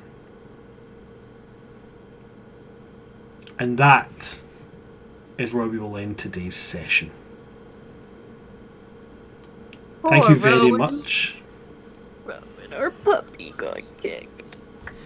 Thank you very much to my lovely party for their dedication to today and how good it was. Thank you to our lovely audience for coming to see us. Thank you to everybody that followed. Follows mean absolutely everything to us as a little channel. And thank you again for taking your time to come and see us today. We really, really do appreciate it. If you like what you've seen, please do consider going and checking out all of our other games that we do have. We are streaming every Monday, Wednesday, Thursday, Friday, Saturday, and Sunday. The only day we don't stream usually is Tuesday, unless there's some kind of outbreak or, somebody needs a self day. We stream for healthy reasons. We do not stream while someone needs a day for healthy reasons. If you want to see what I do, you can go check me out at Son of Asgard on TikTok. Right now I'm just posting about the fact that I found a dice and I want the dice set, so... But they're looking for it. And do please consider going and checking out our YouTube channel and hitting that subscribe button. You can find every single episode of the Dragon Age campaign on that YouTube channel. Every single one of them. All 7 of those episodes are there. And you can catch up fairly quickly. That's it from me. So I'm going to pass on over to my lovely cast. And I'm going to let them plug anything that they might want to plug. So, first off, we'll start with Jess. Is there anything, Jess, that you would love to say to our lovely audience at home? I'm here on Wednesdays to be in the campaign To the Skies, and we're entering Act 3, where we're taking on our BBG and things like that, so it's going to be really exciting. Other than that, I'm here and I'm happy. And on Wednesday, as a reminder, guys, we do have a guest player coming in. I think you'll all like the guest player. They're a fantastic player, very well known within the community. It's going to be fun. Thank you very much, Jess. Moving on to Abby. Anything you'd like to plug at all? Sure. You can find me on socials at WittyXWitch. I will eventually start doing cosplay videos again. You can also find me on the Star Ravens podcast running my own Dragon Age game. And I'm going to plug something very silly. I've been reading The Ornithologist's Guide to Love recently, and it's very delightfully funny, so I definitely recommend that book. Fantastic. Thank you very much. One day I'll get to play a Dragon Age game. I've been kicking around some ideas for you. I'll just bring Luca. I'll just show up with Luca. Hey, what's up, guys? Blood magic. Thank you very much for that, Abby. Thank you very much. Jack, anything you'd like to plug at all? You can find me on most socials as Jacklish. There might be an underscore before that or after it. I might start doing more skit content on YouTube and TikTok. Who knows? I don't know. When the funny juices hit, they hit. still writing a book. There might be stuff on that too as well. You should also come back. If I think there a game tomorrow on Sunday for Welcome to the Academy, because you can see this room. You can see this room from a different angle. I do believe that we are playing Welcome to the Academy tomorrow. I do believe so. I think it's going to be I think this is our first session of. No, this is our last session before we have the ball. So. Oh, there's a ball All coming up. You better show up in your finest. And I have found a company in the UK that has they do D&D related formal wear, and I'm like back and forth. But yeah, so in maybe a couple of weeks' time, you'll be able to see me in formal wear doing D&D stuff.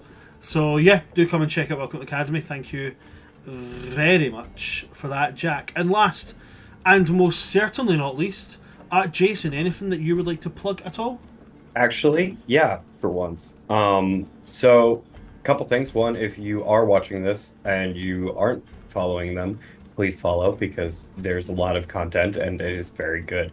I actively watched last Wednesday the entirety of From the Skies because I was home and I was like, I want to watch this. And very good content all around. Bran runs fantastic games. Next thing I want to plug, if you saw them in the chat, Talking Crit has a Discord server if you're interested in playing games that are not D&D. We run one-shots constantly of all the sorts of games. I'm running Midnight Codex like on Tuesdays right now for that. And then on Mondays I play in the Magnus Archives, which will be streamed on Monday nights on their Twitch. And then additionally, Dicey Tables podcast will be returning soon with a new season. I don't want to spoil too much on that, but there will be a new season coming on that. Fantastic. Thank you very much for that there, Jason. If that's it from all my players, that's it from me. So then that's it from us. Thanks for coming to see us today, folks. I have been your keeper of lore, your game master for today, Son of Asgard or World Tree Quest here on Twitch and YouTube. With me today, we've had my amazing cast. We have had Stories from the Roses, we've had TTV Wacky Man, we've had Witty X Witch, and we've had Jacklish from all of us here at World Tree Quest. Good night, stay safe. If you give your party a lovely, lovely, happy NPC and then absolutely ruin them, that party will become the best of friends instantaneously. Word to the wise. Also, don't pull a finny. Good night, folks. Good night.